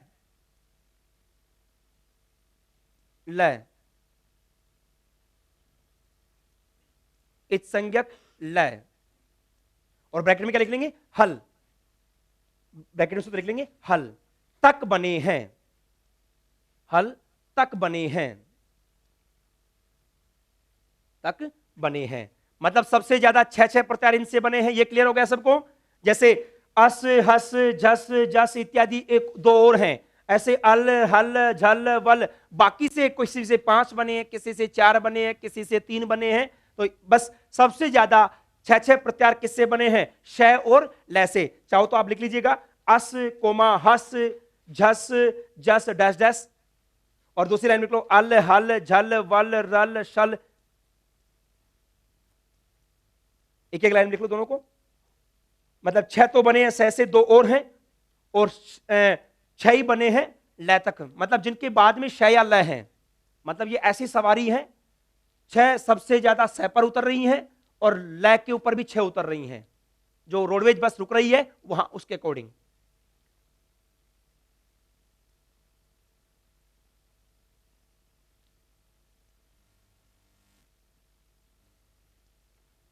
तो आज की कक्षा के माध्यम से हमें जो प्रत्याहार बनाने की प्रक्रिया है, प्रत्याहार बनाने की प्रक्रिया को समझना होगा। प्रक्रिया समझ जाइए, मैथमेटिक्स से पूरी की पूरी, इसमें कोई अलग से कोई रटने की बात नहीं है। केवल सूत्रों को आप देखते रहेंगे तो सूत्रों के क्रम से कैसे कैसे कौन से प्रत्याहार में किन किन वर्णों का ग्रहण होगा, उसकी काउंटिंग को हम माहेश्वर सूत्रों के माध्यम से देख सकते हैं, उनकी चर्चा कर सकते हैं। यदि इन 44 के 44 प्रत्याहारों को आपको अभ्यास करना हो तो अपनी पुस्तक के अंदर सभी के सभी 44 प्रत्याहार दिए हुए हैं, और उनमें कौन कौन से वर्ण आ सकते हैं उनको आप एक बार क्रॉस चेक भी कर सकते हो कि कोई वर्ण कौन किससे, जहां से, कहां से, किस रूप में आए हैं, वो सारे के सारे आपको वहां पर मिल सकते हैं। ठीक है, अब मैं यहां पर ये सामान्य प्रक्रिया आपको समझ में आ जानी चाहिए थी, लेकिन 2 शंकात्मक पहलू हैं। यद्यपि वो आपके एग्जाम के दृष्टिकोण से हो सकता है कि नहीं पूछे, लेकिन मन में शंका हो सकती है, इसलिए मैं उसको क्लियर कर देता हूं। क्योंकि माहेश्वर सूत्र का यदि विषय पढ़ रहे हैं तो उनकी भी चर्चा हमें हाथों हाथ कर लेनी चाहिए। देखो, मैंने आपको यह बताया कि इन सभी माहेश्वर सूत्रों में अंतिम वर्ण की इत्संज्ञा हुई। अब शंका यह हुई, ऋणय यहां पर भी है और ऋणय यहां पर भी है, 2 जगह ऋणय आ गया। अब शंका यह हुई, जब आप अण प्रत्याहार बनाओ, इण प्रत्याहार बनाओ और उण प्रत्याहार बनाओ, तब जाकर के शंका हो गई कि इस स्टेशन तक रखें या इस स्टेशन तक रखें। दिक्कत हो गई ना। कैसे? ऐसे ही समझो, राजस्थान का ही उदाहरण देता हूं मैं। भीलवाड़ा से कोई रोडवेज थी जिसके ऊपर लिखा हुआ था भीलवाड़ा शाहपुरा। एक तो था भीलवाड़ा वाला शाहपुरा, और एक शाहपुरा है जयपुर से दिल्ली रोड पर चलेंगे तो शाहपुरा, यह रूट है। ठीक है, अब उस बस के ऊपर लिखा हुआ था भीलवाड़ा शाहपुरा। तो एक जयपुर की सवारी जो भीलवाड़ा में खड़ी हुई थी वो कंफ्यूज हो गई कि मैं इस बस में बैठूं कि नहीं बैठूं। कंफ्यूजन क्लियर आपको? कंफ्यूजन क्यों हुआ? क्योंकि उसको यह पता लगा कि यदि ये शाहपुरा कौन से तक जा रही है, यदि ये भीलवाड़ा वाले शाहपुरा तक जा रही है तो जयपुर नहीं जाएगी, और यदि ये जयपुर वाले शाहपुरा तक जा रही है तो जयपुर होते हुए जाएगी। तो यदि वो क्लियर हो जाता तो जब तो वो यदि इस पे जा रही है जब तो वो बैठ जाएगा, और इस पे जा रही है तो वो नहीं बैठेगा। क्लियर हुआ कुछ? क्योंकि शाहपुरा नाम के 2 स्टेशन हो गए, जब तक क्लियर नहीं होगा तब तक वो बैठ नहीं पाएगा। ठीक इसी प्रकार से यहां पर भी निर्णय है और यहां पर भी निर्णय है, तो इन 3 में शंका हुई। लेकिन मान लो वो जयपुर की सवारी भीलवाड़ा वाले शाहपुरा से आगे खड़ी होती और उसके ऊपर लिखा हुआ भीलवाड़ा शाहपुरा ही है, तो फिर वो बिना कंफ्यूजन के बैठ जाता, क्योंकि उसको क्लियर हो जाता कि यदि ये गाड़ी भीलवाड़ा वाले शाहपुरा ही रुकनी होती तो रुक जाती। अब इससे आगे आ गई, इसका मतलब ये कौन से शाहपुरा जाएगी? जयपुर वाले शाहपुरा जाएगी, तो मैं इसमें बैठ सकता हूं, क्योंकि अब इसके आगे एक ही शाहपुरा नाम का स्टेशन है। इसी प्रकार से ये शंका केवल यहीं तक रहती है। इसके बाद में मान लो आपको कोई प्रत्यार बनाने के लिए कहे ऋण प्रत्यार बनाओ, तो शंका ही नहीं होगी, क्योंकि री के बाद में तो निर्णय एक ही है, वो तो पीछे रह गया। मतलब स्टार्टिंग के जो 3 प्रत्याहार हैं, 3 प्रत्याहारों में यह शंका होती है कि हम कौन से ऋणैतक वर्णों का ग्रहण करें। शंका समझ में आ गई? मतलब यह हुआ अण में यहां तक बनाऊं कि यहां तक बनाऊं, क्योंकि दोनों में अलग अलग वर्ण बन रहे। ऐसे इन में भी यहां से यहां तक बनाऊं या यहां तक बनाऊं, ऐसे उण के अंदर भी यहां तक बनाऊं या यहां तक बनाऊं। बाकी आगे तो यण में तो शंका नहीं हुई। बताओ यण में शंका क्यों नहीं हुई? क्योंकि यण के उल्टे तो चलेंगे नहीं, य के आगे ऋण तो एक ही था, तो यहां तो यण में य व र ल बना दिया आपने। स्टार्टिंग के 3 में शंका होती है। शंका समझ में आ गई हो? अब मैं इसका समाधान कर रहा हूं। जितने भी प्रत्याहार मैंने बताए, ये 44 प्रत्याहार, ये 44 प्रत्याहार सूत्रों में प्रयोग में लाए जाएंगे। जैसे मान लो यण संधि का एक सूत्र है, कौन सा है? इको यणैचि, तो इसमें 3 प्रत्याहार आ गए, इक भी आ गया, यण भी आ गया और अच भी आ गया। इन प्रत्याहारों का प्रयोग आपको कहां पर करना है? सूत्रों में करना है। अब सुनो, यहां पर 44 प्रत्याहारों को यदि आप चेक करें तो वहां पर उण नाम का कोई भी प्रत्याहार है ही नहीं, तो उण की तो शंका कैंसिल, क्योंकि उण तो कभी दुनिया में आएगा ही नहीं। तो छोड़ो, ये एक शंका तो ये क्लियर हो गई। इण प्रत्याहार के विषय में कहा गया कि इण प्रत्याहार हमेशा बाद वाले का मतलब क्या हुआ? जो लण सूत्र है ना, लण सूत्र के ऋणैतक बनेगा। मतलब इण प्रत्याहार में कितने वर्ण आ जाएंगे बताओ? ई, उ, री, ली, ए, ओ, आई, औ। 8 तो स्वर हो गए क्योंकि ए को छोड़ दिया, और है, य, व, र, ल। कितने हो गए?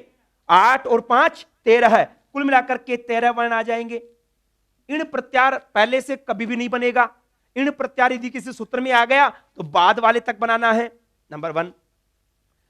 अण प्रत्याहार ये दोनों प्रकार से बनेगा। अण प्रत्याहार पहले वाले से भी बनेगा और बाद वाले से भी बनेगा। यदि बाद वाले से बने तो बताओ कुल कितने वर्ण हो गए? 9 तो स्वर और 5 ये, कुल मिलाकर कितने हो गए? 14। और पहले वाले से बने तो कितने हो गए? ए, ई, उ, केवल 3। लेकिन कैसे पता लगेगा कि पहले वाला बनाना कि बाद वाला? देखो, यहां पर इन प्रत्याहारों का प्रयोग सूत्रों में किया गया है। केवल एक सूत्र है, वो सूत्र है अणुदित सवर्णस्य चा प्रत्यय है। यह सूत्र है। इस सूत्र में जो अण कहा, अणु के अंदर अण है, अण प्लस उदित ऐसा लिखा हुआ था। ये जो अण कहा इसमें तो बाद वाले से बनाएंगे, मतलब एक सूत्र में बस केवल, और बाकी सभी जगह जब भी कोई काम आएगा अण प्रत्याहार पहले वाले से ही बनेगा, बाद वाले से नहीं बनेगा। ये समझने की बात है। वैसे कोई प्रश्न परीक्षा की दृष्टि से पूछने योग्य नहीं है, लेकिन आपके मन में घर जाने के बाद शंका हो सकती थी कि अण प्रत्याहार में यहां तक क्यों बनाऊं? यहां तक बना सकते थे, या इण प्रत्याहार यहां तक नहीं बना करके यहां तक बनाए कि यहां तक बनाए? तो उसको पहले क्लियर रख लीजिएगा। अण की संज्ञा 2 बार हुई है, इसलिए यह शंका उत्पन्न हुई थी। नेक्स्ट लाइन से लिखेंगे। देखो, 2 बात, एक तो ये लिखवा रहा हूं, माहेश्वर सूत्रों में है का 2 बार पाठ किया गया है, और इत्संज्ञक वर्ण ण का भी 2 बार पाठ किया गया है। ठीक है, देखो नेक्स्ट लाइन से, माहेश्वर सूत्रों में, माहेश्वर सूत्रों में इत संज्ञक, इत संज्ञक, माहेश्वर सूत्रों में इत संज्ञक, जिसकी इत संज्ञा हुई है जो चिन्ह के रूप में है, इत संज्ञक णय, ये णय, इत संज्ञक णय का 2 बार पाठ हुआ है, 2 बार पाठ हुआ है, सही है क्या? 2 बार पाठ हुआ है, ब्रैकेट में डाल लीजिएगा कौन कौन सी जगह, एक तो अयुण के अंदर और दूसरा कहां पर हुआ, लण सूत्र में, एक तो अयुण और एक दूसरा कोमा डाल के लिख लीजिएगा लण, 2 जगह णय की संज्ञा हुई है ना। माहेश्वर सूत्रों में इत संज्ञक णय का 2 बार पाठ हुआ है, एक बार तो अण में हुआ है और एक बार तो अयुण में हुआ है और एक बार लण में हुआ है, ठीक है। नेक्स्ट लाइन से, अब देखो उनके बारे में तो सोचना ही नहीं है क्योंकि उन काम ही नहीं आता, हमें शंका किसमें हुई, अण और इण। नेक्स्ट लाइन से, अतः अण और इण प्रत्याहार बनाते समय, अतः अण और इण, केवल 2, अण और इण प्रत्याहार बनाते समय यह शंका होती है, यह शंका होती है कि, यह शंका होती है कि कौन से इत्संज्ञक, कौन से इत्संज्ञक णय, कौन से इत्संज्ञक णय, ये णय लिखना है टवर्ग वाला, कौन से इत्संज्ञक णय तक, कौन से इत्संज्ञक णय तक वर्णों का ग्रहण होगा, कौन से इत्संज्ञक णय तक वर्णों का ग्रहण होगा। पढ़ो एक बार दोबारा से इसको, शंका समझ में आई क्या? हमारे पास 2 इत्संज्ञक णय आ गए तो हमें 2 प्रत्यारों में अण और इण में शंका क्या हुई कि कौन से णय तक के वर्णों का ग्रहण होगा। क्लियर, शंका क्लियर है, शंका समझ में आ गई पहले, क्योंकि कोई भी जब तक समस्या समझ में नहीं आएगी तब उसका समाधान भी तभी हो पाएगा जब तक कि समस्या को समझने के बाद ही शंका समाधान होगा। तो शंका यह हुई कि अण और इण में कहां तक के णय का ग्रहण करें। नेक्स्ट लाइन से, यहां स्पष्ट किया गया है कि, यहां स्पष्ट किया गया है कि, यहां स्पष्ट किया गया है कि इण प्रत्याहार, इण प्रत्याहार, इण प्रत्याहार हमेशा, हमेशा बाद वाले, हमेशा बाद वाले, और ब्रैकेट में डाल लीजिएगा लण, बाद वाले, ब्रैकेट में कर लो लण, ब्रैकेट बंद, बाद वाले इत्संज्ञक णय, बाद वाले इत्संज्ञक णय, इत्संज्ञक णय तक बनेगा, बाद वाले इत्संज्ञक णय तक बनेगा। मतलब इन प्रत्याहार तो हमेशा कहां तक बनाना है, बाद वाले णय तक बनाना होगा। अब नीचे ब्रैकेट में लिख लीजिएगा कौन कौन से वर्ण आ गए इन प्रत्याहार के अंदर। इन प्रत्याहार स्टार्ट कहां से करेंगे, ई से स्टार्ट करेंगे ना, तो कौन आ गए, लिखो ई, उ, री, री, ई, उ, री, री, ए, ओ, आई, औ, ए, ओ, आई, औ, है, य, व, र और ल, है व र ल, कितने हो गए बताओ, कुल 13 वर्ण हो गए ना, बराबर 13 वर्ण। मतलब कोई से भी सूत्र में इन आए, इन में तो आपको क्या करना है, 13 वर्णों की काउंटिंग करनी होगी, पहले वाले ण से कभी भी नहीं बनेगा। क्लियर, इन प्रत्याहार में कुल मिलाकर के कितने वर्ण आ गए, 13 है, स्वर कितने बच गए, 8 ही बच गए, क्योंकि ए नहीं आया, ई से स्टार्ट कर रहे हैं, और ये 5 है, व र ल 5 ही आ गए। ठीक है, नेक्स्ट लाइन से, अण प्रत्याहार, अण प्रत्याहार, अण प्रत्याहार केवल एक सूत्र, केवल एक सूत्र ब्रैकेट में डाल लीजिएगा। कौन सा सूत्र? अनुदित सवर्णस्य चा प्रत्ययः। मैं यहां पर भी लिख देता हूं ताकि क्लियर रहे। अनुदित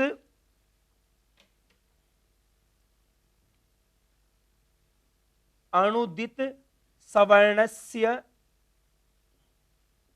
चा प्रत्ययः, यह एक सूत्र है जिसमें अण का प्रयोग किया गया ना।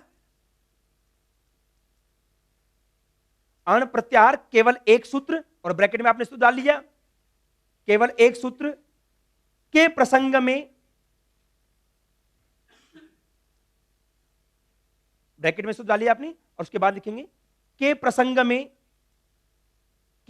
में बाद वाले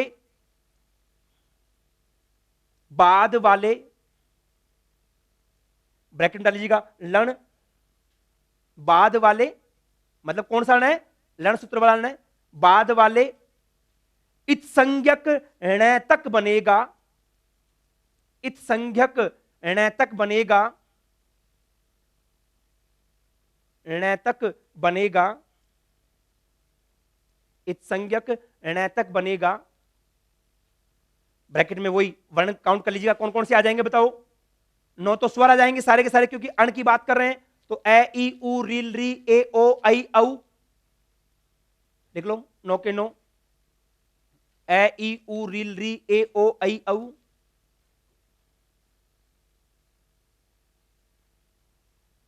और है यह व र ल। अब संस्कृत में क्रम ध्यान रखना, ए ओ आई औ और यह व र ल, इस तरह के क्रम होंगे। अयुण रील री ए ओ अयौ है य व र ल। कुल कितने वर्ण हो गए बताइए? 14 वर्ण।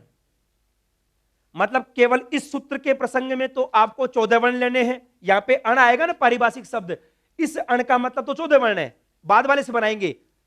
और बाकी किसी सूत्र में यदि अण आ जाए तो पहले वाले नैतक बनेगा। देखो, अन्य सभी सूत्रों के प्रसंग में, कंटिन्यू करेंगे,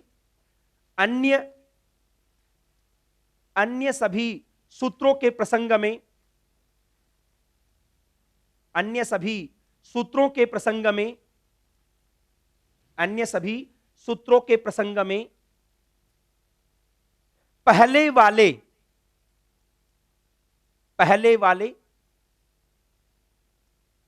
ब्रैकेट में क्या लिखेंगे? ए ई उण, जो पहले वाला है ना, ब्रैकेट में कर लो आई उण, ब्रैकेट बंद। पहले वाले इत्संज्ञक ण तक वर्णों का ग्रहण होगा, तक ही वर्णों का ग्रहण होगा, तक ही वर्णों का ग्रहण होगा। इसको आप इतना कंफ्यूज होने की आवश्यकता नहीं है। ये अण प्रत्याहार दो प्रकार का हो गया। हमारे जो 44 प्रत्याहार है ना, 44 प्रत्याहारों की यदि आप एक एक लिस्टिंग देखें तो उसमें अण 2 बार आएगा, बाकी सब एक एक बार आएंगे। तो अण प्रत्याहार एक बार में तो 14 वर्ण आएंगे और एक बार में 3 वर्ण आएंगे। नीचे ब्रैकेट में कर लीजिएगा ए ई उ, ए ई उ, इसमें 3 ही वर्ण आए केवल। मतलब इस सूत्र में तो अण में आपको 14 वर्ण काउंट करने होंगे, और बाकी किसी सूत्र में अण आ जाए तो वहां पे आपको केवल 3 वर्णों को काउंटिंग करनी होगी। ये इसलिए बताना पड़ा कि निर्णय 2 बार से है, इस रीजन से। नेक्स्ट लाइन से,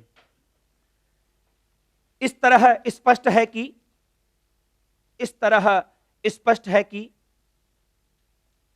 इस तरह स्पष्ट है कि 44 प्रत्याहारों में,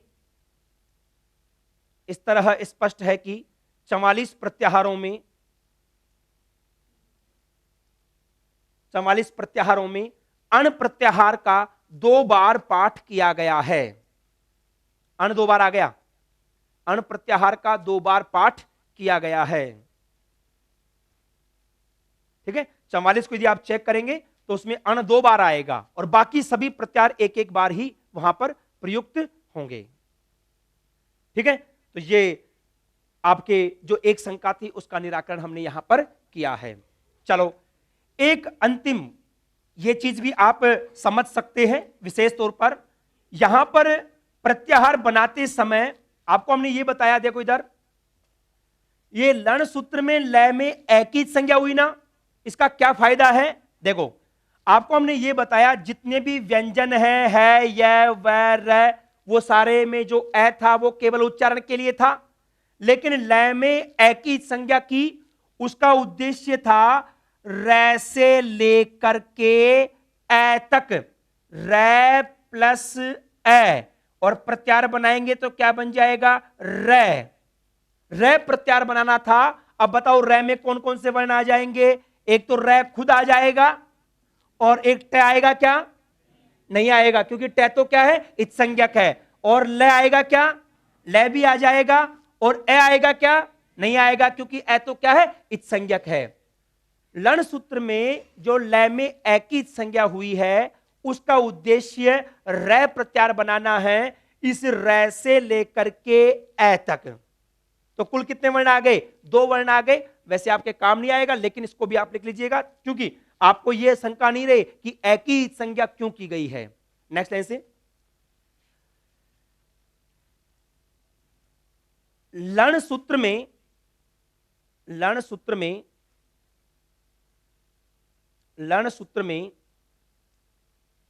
ए को अनुनासिक कर लीजिएगा, ए चंद्रबिंदी लगा लीजिएगा। ए की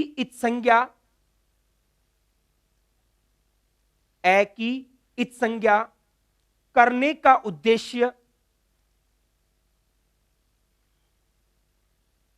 उद्देश्य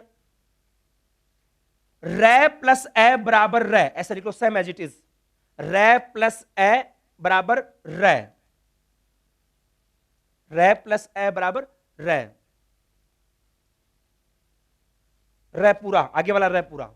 रै प्रत्याहार बनाना है, रै प्रत्याहार बनाना है, रै प्रत्याहार बनाना है। इस तरह स्पष्ट है कि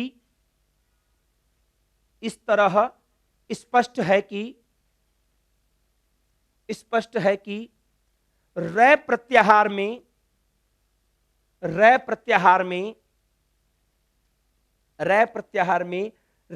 और लय केवल 2 वर्ण, रै प्रत्याहार में इस तरह स्पष्ट है कि रै प्रत्याहार में रै और लय इन 2 वर्णों का ग्रहण होगा, रै और लय इन 2 वर्णों का ग्रहण होगा, रै और लय डैश लगा करके इन 2 वर्णों का ग्रहण होगा। यह आपको सामान्य शंका के रूप में याद रखना था। देखो, इत्संज्ञक निर्णय 2 बार आ गया तो अण में शंका हुई, अण प्रत्यार 2 प्रकार से बन गया। ए की संज्ञा उद्देश्य रै प्रत्यार बनाता, रै आपके काम तो नहीं आएगा, लेकिन 44 में आपको एक ऐसा दिखा हुआ मिले तो आपको यह शंका होगी ये कैसे बनेगा अकेले से अकेला। तो ये रै कहने का मतलब रै से लेकर के ए, इसमें 2 चीज मिली हुई है, रै से लेकर के इत्संज्ञक ए, और वो इत्संज्ञक ए कौन सा है? लण सूत्र के लय के अंदर ए, बाकी और कहीं पर नहीं है। तो आगे चल करके जब गुण संधि की बात आएगी ना, तो नियम तो पाणिनि का ये था कि री के प्रसंग में रै हो जाए, लेकिन आप री के प्रसंग में भी लय कर सको, इसलिए यहां पर 2 का ग्रहण किया गया। आप गुण करते हो ना, तो री के ए और री के स्थान पे क्या करते हो? अर करते हो, और ए और री के स्थान पे अल करते हो, वहां पर रै और लय दोनों आ सकें, इस वजह से यह रै प्रत्याहार बनाया गया है। ऐसे कोई विशेष इसका उद्देश्य नहीं था। आपको यहां पर जो प्रत्याहार बनाने की प्रक्रिया है वो समझ में आ जानी चाहिए। लास्ट में जो बातें हमने बताई ये सैद्धांतिक बातें हैं, इसलिए हमने चर्चा की कि घर जाने के बाद आपके मन में ऐसी कोई शंका नहीं रहे कि कौन सा प्रत्याहार कहां से बनाना है। आपको प्रत्याहार बनाना आ जाना चाहिए कि कैसे कैसे कौन से प्रसंग में कौन सा प्रत्याहार बन सकता है। अब एक लास्ट में एक बिंदु और बच गया मेरे पास, है वर्ण यहां पर भी है और है वर्ण यहां पर भी है। मौलिक वर्णों में है का 2 बार पाठ किया गया। यह क्यों किया गया? सुनो, हमें 2 प्रत्याहार हैं, एक तो अट प्रत्याहार और एक झल प्रत्याहार। कल्पना करो हमें पहले वाला है नहीं बोलना, तो बताओ अट में है आ पाता क्या? क्योंकि अट तो कहां से बनता? ऐसे लेकर के ट तक। यदि पहले वाला नहीं बोलते तो अट में है नहीं आता। और यदि दूसरे वाला नहीं बोलते तो झ से स्टार्ट होकर के जैसे लय तक जो प्रत्याहार बना जिसमें है आ गया।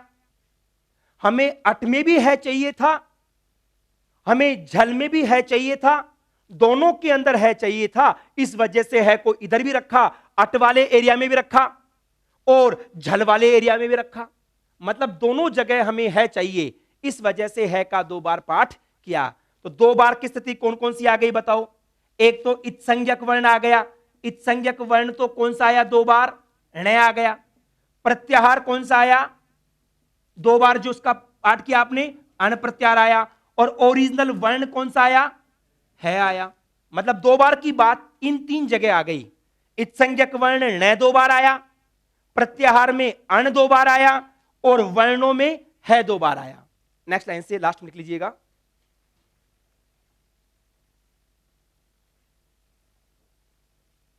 अट और झल प्रत्याहारों में, अट और झल प्रत्याहारों में,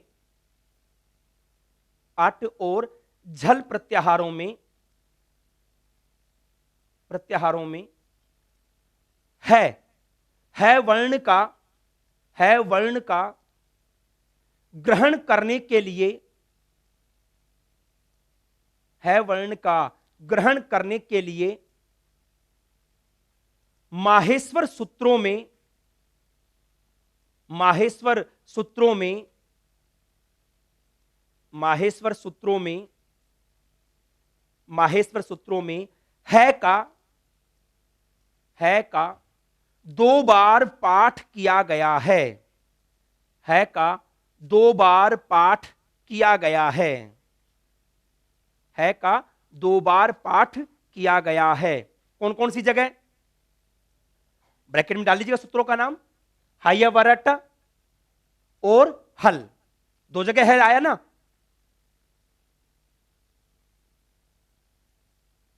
कौन कौन से? 5वें नंबर का हयवरट और 14वें नंबर का हल, 2 जगह है आया। अब सुनो, ये चीज समझ में आई क्या आपको? यदि मान लो पहले वाला नहीं होता तो अट में है आ पाता क्या? नहीं आता। और दूसरे वाला नहीं होता तो झल में नहीं आता। लेकिन पाणिनि को दोनों जगह चाहिए था, इस वजह से है को दोनों जगह उन्होंने रखा है। तो ये व्याकरण की परिभाषाओं को देने वाला, व्याकरण के लिए मूलभूत जो माहेश्वर सूत्रों की कक्षा थी, प्रत्याहार निर्माण की प्रक्रिया की कक्षा थी, उसको आज की कक्षा में हमने रखा है। जो जिन्होंने संस्कृत विषय से थोड़ी दूरी होगी उनको पहली बार कुछ अजीब सा लग रहा होगा, लेकिन ये जो प्रत्याहार बनाने की प्रोसेसिंग है वो आपको समझ में आ जानी चाहिए कि प्रत्याहारों का निर्माण कैसे होता है, प्रत्याहार बनाए कैसे जाते हैं और प्रत्याहार किस किस रूप में काम आ सकते हैं। इन सभी प्रक्रियाओं को आप देखें, क्योंकि अब आगे जहां जहां पर भी कोई प्रक्रिया आएगी, कभी मैं यण का नाम लूंगा, कभी मैं अण का नाम लूंगा, तो वो यण क्या है, अण क्या है, उसको समझने के लिए यह प्रक्रिया आवश्यक है। 5-7 दिन यदि लगातार आप पढ़ेंगे तो ये सूत्र याद भी हो जाएंगे, अन्यथा क्रम तो आपको याद है ही। सबसे पहले स्वर, अंतस्थ, 5वें, चौथे, तीसरे, दूसरे, पहले और अंत में कौन से वर्ण आ गए? ऊष्म वर्ण। ये मौलिक रूप में आवश्यकता है, क्योंकि पूरी की पूरी जो प्रत्याहारों की प्रक्रिया है और आगे चल करके जो वर्णमाला की प्रक्रिया है वो पूरी तरह से इन्हीं के ऊपर निर्भर होगी। धन्यवाद।